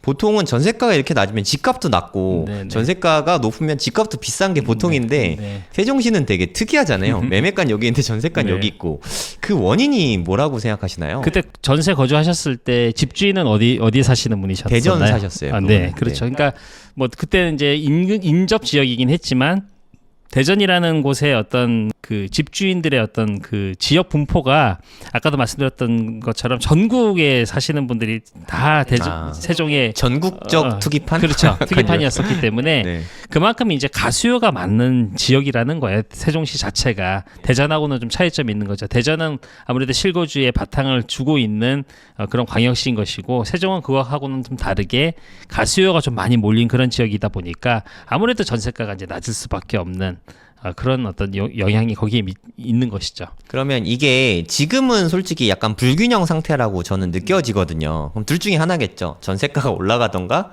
매매가가 떨어지던가 둘 중에 하나가 될 것 같은데 작가님은 둘 중에 뭘로 보고 계신가요? 매매가는 아까도 말씀드렸던 것처럼 고점 대비 뭐 최소 뭐 20% 뭐 많으면 40%까지 지금 하락해 있는 상태이기 때문에 매매가는 어느 정도는 이제 거의 바닥권에 와 있다라고 보이고요. 그 전세가도 서서히 조금씩 오를 수 있는 분위기가 만들어지고 있는 것 같아요. 왜 그러냐면은 이제 그동안에 세종시에 공급됐던 물량들이 대부분 다 이제 정리가 돼서 입주가 이제 뭐 끝나거나 뭐 공급 물량이 앞으로 예정되어 있는 것들이 많지 않다 보니까 전세가는 서서히 오를 가능성이 크고요. 매매가는 이미 떨어져 있는 것들이 지금 바닥을 유지하고 있는 상태이기 때문에 앞으로는 제가 볼 때는 매매가도 조금씩 오를 가능성이 있고요. 전세가도 계속 조금씩 오를 수 있는 가능성이 있을 것으로 좀 생각하고 있습니다. 세종시 공급이 드디어 마무리가 돼가는 건가요? 거의 지금 이제 예정돼 있는 것들은 거의 이제 정리가 다 이제 입주가 거의 이제 끝나 있고 앞으로 남아 있는 것들이 이제 그 전에 이제 입주했었던 시기에 비해서는 너무 물량 자체가 그게 크지 않기 때문에 시장에 영향을 줄 정도의 어떤 그런 물량은 아니다. 이렇게 볼 수 있는 것이죠. 그러면 세종시를 얘기하려면 사실 대전하고 함께 생각을 할 수밖에 없다고 보거든요. 네. 대전도 사실 세종시가 들어서면서 가장 피해를 봤다고 해야 되나? 대전이 가장 큰 피해를 봤잖아요. 아파트 값도 많이 못 올라가고 전세 가격도 많이 떨어지고. 대전은 지금 시장 분위기가 어떤가요? 대전은 또 울산, 부산하고는 좀 다른 어떤 흐름이거든요. 지금 울산은 지금 바닥을 찍고 서서히 이제 매매 심리가 조금씩 개선되려고 하고 있는 그런 흐름이다라고 본다면은 대전은 사실은 조금 반대로 매도자들의 수가 계속 늘어나고 있고 매수세가 살아나고 있지를 못하고 있는 상태예요. 일부 이제 학군지를 중심으로 해서는 조금 그런 심리가 있긴 하지만 둔산동 쪽이요. 맞아요. 그렇기 때문에 거기는 이제 좀 다르지만 지금 대전도 공급 물량 같은 것들이 조금 뭐 재개발 물량들을 많이 지금 분양을 했었기 때문에 그런 물량들이 대기하고 있고요. 그렇기 때문에 상대적으로는 저희가 볼 때는 대전보다는 세종에 조금 더 관심을 가지시는 게 좋을 것 같아요. 아까도 말씀드렸던 것처럼 세종은 이미 이제 공급 물량을 어느 정도 정리하고 이제 남은 내년, 내후년에 공급 물량 부족 구간으로 들어가지만 대전은 또 예정돼 있던 그런 입주 물량들이 서서히 이제 입주 시기가 다가오는 곳들이 많이 있거든요. 그렇기 때문에 상대적으로 대전은 조금 가격 상승의 제한 요소가 만들어지고 있고 상대적으로 또 세종은 그런 것들이 조금 벗어날 수 있는 그런 흐름으로 갈 수 있기 때문에 지금 투자적인 관점에서만 본다면은 대전보다는 세종을 먼저 보시는 것이 더 좋다. 가격적인 메리트도 제가 볼 때는 세종이 조금 더 좋은 것 같아요. 그러니까 세종시는 이제 다녀보면 공사하고 있는 데가 많이 안 보이거든요. 맞아요. 근데 반대로 요즘에 대전 가면 공사하는 데가 진짜 맞습니다. 엄청 많더라고요. 재개발 구역들에 네. 그 공사들이 많이 시작을 했기 때문에 뭐 그렇습니다. 서대전역인가 KTX선은 서대전 내거리 뭐 이런데 옛날 구도심 쪽으로 해서 와 저 아파트 그렇게 많이 들어오고 있는지 몰랐거든요. 맞아, 많습니다. 굉장히 많습니다. 대전 쪽도 입주가 되게 많아지고 있는 것 같더라고요. 네. 참고하셔서 세종시는 앞으로 공급 물량이 좀 적은데 대전은 들어올 게 많다. 반대로 역으로 생각하면 대전은 좀 싸게 살 수 있는 기회가 될 수도 있을까요? 그거는 지금 시점보다는 조금 더 이제 입주 물량이 조금 풀리는 그 시장 시점에 갔을 때는 이제 그것이 가능할 것 같고요. 지금 사실은 지금 가격보다는 입주 시점을 좀 기다리는 것이 저는 더 좋다라고 보고 뭐 굳이 그걸 기다리기보다는 사실은 그 같은 투자를 한다면은 세종에 가서 투자를 하는 것이 더 좋을 것 같아요. 굳이 뭐 대전을 입주 가격이 빠질 때까지 기다리는 것보다는 이미 대전보다는 세종이 많이 빠져 있기 때문에 세종을 선택하는 것이 좋은 선택이죠. 이건 그냥 개인적인 호기심인데 네. 대전하고 세종하고 보통의 사람들이 그러니까 뭐 전혀 연고가 없다고 쳤을 때 투자 관점에서 그냥 비슷한 조건이면 세종하고 대전 어디를 더 보통 선호하나요? 사실 뭐 사람마다 생각이 다 달라서 어디가 더 좋다 이렇게 할 수도 없고 저도 사실 뭐 세종에도 투자해봤고 대전에도 투자해봤기 때문에 사실 투자 지역적인 관점에서는 사실은 그 흐름에 맞게 투자를 하면 되는 것이고요. 입지 간의 어떤 서열을 가지고 만약에 본다면은 사실은 대전의 학군지를 세종이 대체하기는 좀 어려워요. 단기간에 세종의 학군지가 만들어지기도 좀 어렵고 그렇긴 한데 세종은 특성 자체가 한번 가수요가 한번 집중됐었던 과거의 어떤 히스토리를 가지고 있는 지역이고 앞으로도 그럴 가능성이 또 있는 지역이다 보니까 지금 가격이 많이 빠졌을 때 세종에 투자해 놓고 기다리면서 그런 어떤 가수요가 붙는 시점까지 좀 가져가 본다라는 어떤 투자적인 관점이다라고 본다면은 지금 대전보다는 세종이 더 좋다라는 거고 그렇게 되면은 뭐 다시 또 과거와 같이 그 세종의 가격이 대전 학군지를 훨씬 뛰어넘는 그런 어떤 가격이 또 만들어질 수도 있는 것이죠. 그렇기 때문에 뭐 어디가 더 우열이 더 이게 있다, 어디가 더 대장이다, 어디가 더 상급지다 이런 관점보다는 투자적인 어떤 그런 관점에서는 지금은 세종이 더 좋은 어떤 투자 시점이다 이렇게 생각을 합니다. 사실 대전은 그동안은 새 아파트가 진짜 너무 없었잖아요. 맞습니다. 뭐 도마 신도시 최근에 좀 있는 거 외에는 거의 없었는데 요즘에 좀 이제 들어오고 있는 것 같아요. 진짜 거의 사막의 오아시스 같은 기근을 좀 해결해주고 있는 것 같은데 네. 세종시는 새 아파트들로 이렇게 만들어져 있으니까 여자분들이 진짜 확실히 되게 좋아하긴 하더라고요. 맞아요. 유해 시설도 뭐 거의 없고 그래서 세종시에 좀 상급지들은 물론 학구는 아직 좀 많이 부족하긴 하지만 대전보다 오히려 좀 비싸게 거래되는 것 같아요. 전국적으로 이렇게 관심이 뜨거운 지역이라 그런지 몰라도 한 방이 있는 지역이다. 뭐 맞아요. 이렇게 얘기하면 네. 될까요? 일종의 그 최근에 이제 비트코인이 굉장히 뜨거워서 지금 사실 뭐 1년 전보다 지금 한 두세 배 이게 올라와 있는데 세종도 약간 비트코인과 같은 도시인 것 같아요. 뜨거워질 때는 확 뜨거워지는. 맞습니다. 네. 그래서 이제 그런 것들을 기대해 볼 수 있는 것이죠. 세종이라는 도시 자체를 투자적인 관점에서 본다면은 그렇게 기대를 해볼 수 있는 어떤 그런 도시라는 것이죠. 그런 면에서는 진짜 좀 재밌는 곳인 것 같아요. 맞아요. 그러니까 전세가가 낮아서 투자금이 좀 많이 드는 게 단점이긴 하지만 그래도 한 방이 있는 곳 맞아요. 이런 얘기하면 안 되는 것 같긴 한데 그래서 기존의 어떤 그런 도시들의 사례를 가지고 세종을 분석하기에는 조금 어렵고요.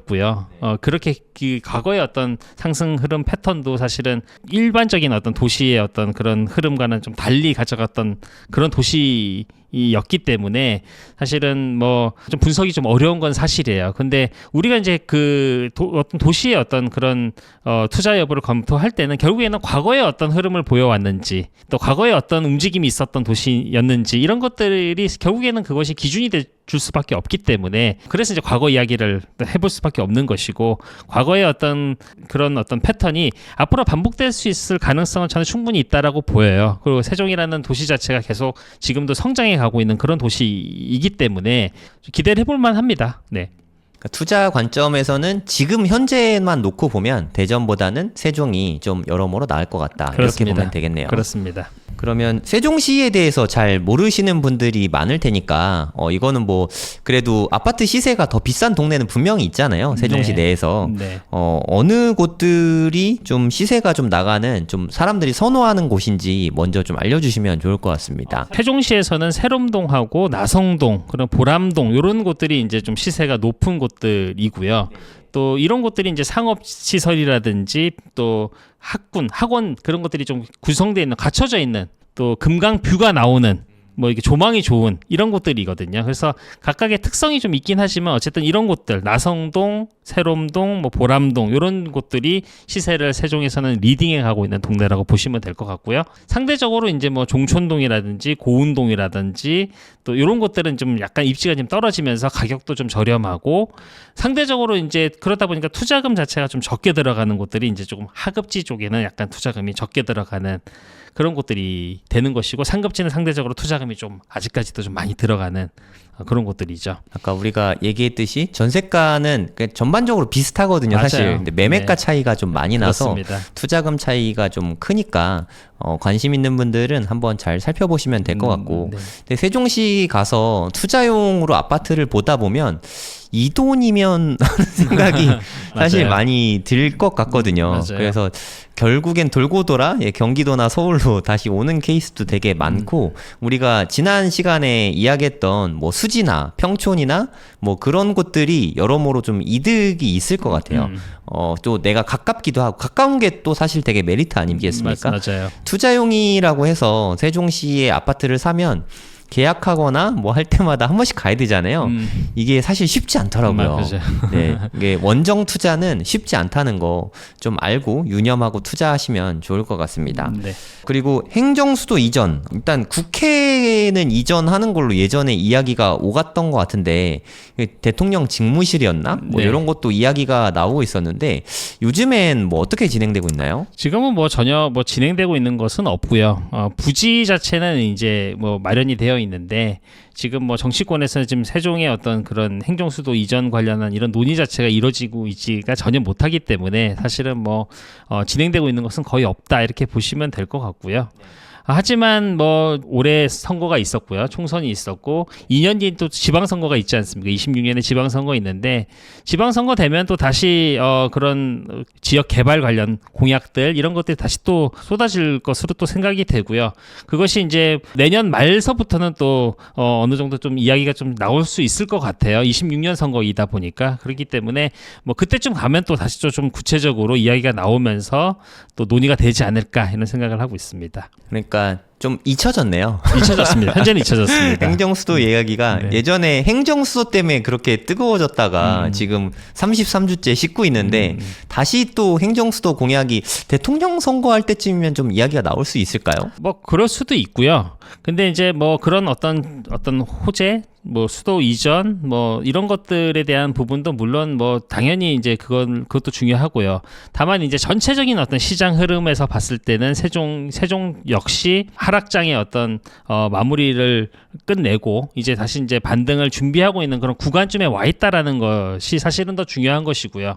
그런 흐름 속에서 이제 수도권의 어떤 급등이 다른 지방 대비해서 과도하다라고 생각된다면은 사람들의 수요가 뭐 지방으로 좀 분산되면서 또 세종 안에서도 또 대전에서 세종으로 넘어가는 수요라든지 이런 것들이 만들어질 수 있을 거다라고 보고 있고요. 그것에 플러스해서 이제 뭐 행정수도 이전 공약이 다시 한번 또 이렇게 구체화되고 청와대, 국회 다시 이런 것들이 이야기가 나오면서 조금 그런 것들을 자극할 수 있는 그런 이야기는 될 수 있을 것 같아요. 근데 지금 현재 시점에서는 그런 이야기들이 아직은 뭐 구체적으로 나오고 있지 않아서 지금 관점에서는 투자 흐름, 또 시장의 어떤 흐름, 지역의 흐름 이런 것들을 가지고 판단을 해봐야 될 시기인 것 같습니다. 끝으로 좀 정리를 좀 해보면 온기가 퍼지고 있는 게 현재 어디까지 와 있는지, 예를 들어서 뭐 서울의 상급지 뭐라던가 뭐 경기도의 어디라던가 온기가 퍼지고 있는 지역들을 알려주시면 부동산 공부할 때 사람들이 도움이 많이 될 것 같아요. 서울은 전반적으로 온기가 거의 이제 더 퍼져 있다라고 보이고요. 서울 안에서도 뭐 1급지, 2급지 이렇게 뭐 급지가 나뉘어져 있겠지만은 서울은 전체적으로 거의 다 이제 뭐 상승 흐름을 거의 다 받고 있는 것으로 보이고요. 경기도는 경기도 안에서도 좀 선호 지역들, 아까 말씀드렸던 뭐 동남권 쪽에 있는 뭐 구리, 하남, 또 뭐 용인, 수원까지, 동탄까지 이렇게 이제 흐름이 많이 이제 내려와 있는 것으로 이제 보이고요. 이제 그 외의 지역들, 뭐 오산이라든지 평택이라든지 이런 쪽으로도 이제 서서히 이제 온기가 전해질 것으로 예상이 됩니다. 또 인천 같은 경우에는 아직 그 뭐 인천에 어쨌든 대장은 연수구 송도 쪽이잖아요. 그 송도도 아직까지는 제가 볼 때는 가격의 어떤 흐름이 상승으로 전환됐다라고 보기는 좀 어려운, 아직까지도 바닥권에 있는 가격이다라고 볼 수 있고요. 그래서 오히려 뭐 경기권의 어떤 투자가 조금 여의치 않다면은 저는 인천의 송도를 좀 긍정적으로 보시는 것도 권해드리고 싶어요. 최근에 이제 제가 이제 같이 이제 공부하시는 분들하고 이제 최근에 이제 송도를 좀 검토를 했었었는데, 송도는 아직까지도 하락률도 괜찮고 투자금도 수도권에 할 수 있는 수준의 어떤 투자금 2억, 3억 정도면 투자할 수 있는 그런 것들이 있었기 때문에 뭐 그런 것들도 조금 관심 있게 보시면 좋겠다. 아직까지 인천, 송도까지는 아직까지 흐름이 가지 못한 부분이 약간 있는 것 같아요. 그러다 보니까 이제 지방은 아직까지도 온기가 확연하게 이제 확산돼 있다 이렇게 할 수는 없는 것이고, 다만 이제 지방 일부 상급 지역들, 동네들 신축부터는 지금 조금씩 이렇게 매수세가 유입되고 있는 그런 시점이다라고 이제 볼 수가 있을 것 같아요. 그래서 진척도를 만약에 뭐 퍼센트로 본다면은 서울은 제가 볼 때는 한 50% 정도까지는 올라와 있는 것 같고요. 신고가 단지들이 많이 또 나오고 있기 때문에 한 50%, 전체적으로 보면 한 50% 정도, 또 수도권, 경기권은 한 30% 정도, 뭐 인천은 이제 뭐 한 20% 정도, 지방은 이제 한 10% 정도, 이렇게 진척도가, 상승의 진척도가 돼 있다라고 보기 때문에 사실은 뭐 이 흐름이 큰 대외적인 변수 없이 이 흐름이 이어진다라고 한다면은 다시 한번 이렇게 전체적으로 상승의 어떤 기운이 주변으로 이렇게 퍼지는 그런 것들이 이어지지 않을까 이렇게 생각을 하고 있습니다. 요즘에 좀 청약이 되게 인기가 뜨겁잖아요. 특히 서울 청약은 와, 진짜 뭐 인기가 장난이 아니더라고요. 네. 그러니까 무주택자분들 중에 서울 청약 노리고 계신 분들이 많을 텐데 네. 아마 본인 뜻대로 이렇게 잘 당첨이 안 않죠. 되니까 네. 네, 고민이 좀 많으실 것 같거든요. 그분들에게 좀 조언을 해주신다면. 청약을 뭐 기대하고 사실 당첨되면 가장 안전하고 좋은 투자인 것은 사실은 뭐 다 알고 있는 사실인데, 이제 확률이 떨어진다라는 것이죠. 당첨 확률이. 그래서 저는 막 청약에만 매달려서 청약에 올인하는 것은 별로 좋지 않다라고 생각을 하고요. 그런 이유는 이제 상승 흐름에 소외될 수가 있어요. 그러니까 다른 구축 단지들까지도 막 오르고 있는 그런 흐름에서 청약 당첨에만 목을 걸고 있었을 때, 그것이 되면 좋지만 안 됐을 경우에는 다른 입지가 이제 조금 떨어지는 그런 급지의 아파트들을 매수할 수 있는 타이밍까지도 다 놓치게 돼버리는 꼴이 될 수 있기 때문에 청약을 기다리는 것과 청약을 넣는 것과 동시에 기존에 있는 입주 가능한 아파트들 중에서 내가 내 생활 반경에서 내 자금으로 할 수 있는 아파트들에 대한 어떤 탐색도 저는 같이 이어져야 된다라고 봐요. 그것을 하나에 너무 올인했을 경우에는 그만큼의 리스크는 커진다라고 볼 수 있는 것이거든요. 그래서 그런 것들을 좀 유념하시면 좋을 것 같습니다. 네, 오늘 좋은 말씀 많이 나눠주셔서 감사합니다. 작가님께서 혼투적을 위한 남다른 부동산 투자라는 책을 쓰셨잖아요. 이 책에 대해서도 좀 알려주시면 좋을 것 같습니다. 이 책은 제가 2012년서부터 투자를 해오면서 이제 제가 이제 투자를 해온 어떤 그런 경험들, 그리고 하면서 제가 가지고 갔던 어떤 투자의 기준들, 이런 것들이 책에 이제 좀 요약이 되어 있는 것이고요. 책을 보신 분들은 아시겠지만 제가 했던 투자들의 어떤 구체적인 사례들이 책에 이제 구체적으로 다 들어가 있습니다. 가감없이 다 들어가 있기 때문에 과거의 어떤 투자라고 해서 그것이 과거 일로만 묻힐 수 있는 것은 아니고, 앞으로 투자를 해 나가는 데 있어서의 어떤 그런 바로미터가 될 수 있는 부분이 있기 때문에 참고가 되실 거라고 저는 생각을 하고 있고요. 또 이 제목이 혼투적인 이유는, 저는 사실은 투자를 거의 혼자 해왔어요. 사람들하고 같이 이렇게 뭐 어울려서 같이 투자를 한다든지 이렇게 하지 않고 스스로 혼자 투자 공부하고 투자 경험을 쌓아가면서 투자를 해왔거든요. 그래서 뭐 같이 이렇게 뭐 멀리 가려면 물론 같이 가라 이런 어떤 그런 격언도 있고 한데, 또 저처럼 이렇게 혼자 투자하는 것이 성향상으로 또 맞는 분들도 있을 거라고 생각을 하거든요. 그래서 혼자 투자를 해 나가고 시작하고자 하시는 분들에게는 또 도움이 될 만한 그런 책이다라고 생각을 합니다. 오늘 나와주셔서 대단히 감사합니다. 네, 네. 옥동자님이었습니다. 감사합니다. 고맙습니다. 부자가 되려면 이 세 가지가 다 중요한데 결국에는 공부로 귀결된다고 생각합니다. 비트코인이 대체 어떤 쓸모가 있는지, 비트코인이 진짜 돈은 되는지, 그리고 투자의 기본 원리부터 시작해서 알트코인은 어떤 방법으로 고르고 어떤 방법으로 투자를 해야 되는지 이런 부분도 당연히 알려드리고요. 차트 공부도 저는 코인 공부에 있어서 핵심 중에 하나라고 생각해요. 기본적으로 꼭 해야 되는 거라고 생각하고요. 언제 들어갈지 아니면 뭐 언제 수익 실현할지 이런 거를 지표를 따져보는 거죠. 그리고 선물 투자가 코인에는 가능하거든요. 안전하게 욕심 부리지 말고 잘 쓰면 자산을 증식시키기에 좋은 수단 중에 하나지만 레버리지를 좀 쓸 수 있으니까. 하지만 과도한 레버리지를 쓰고 잦은 거래를 하면 순식간에 불이 날 수 있다. 그래서 기왕 할 거라면 좀 잘 배우고 판단을 해볼 수 있죠. 앞으로 있을 5년이 우리 인생에 아주 좋은 기회가 될 수 있을 거라는 생각이 들어서 제가 가이드 해드린 대로 5년 동안 그렇게 투자를 하시면 앞으로의 인생에 큰 기회를 잡을 수 있지 않을까, 저는 그렇게 보고 있습니다. 제가 생각하기에 대한민국에서 이렇게 하나하나 알려주는 강의는 아마 아예 없을 거예요. 저도 그런 강의를 원했었는데 제가 2021년부터 코인 투자를 처음 시작했는데 저는 이렇게 알려주는 사람도 없고 강의도 없어서 삽질도 되게 많이 하고 손해도 사실 좀 많이 보고 했는데, 제가 겪은 시행착오와 그때 답답함을 제가 누구보다 잘 알기 때문에 누구나 이해할 수 있게 쉽게 다 알려드릴 겁니다. 처음부터 기초부터 차근차근 공부하실 분은 코인생기초 10기에서 함께 공부하시면 좋을 것 같습니다.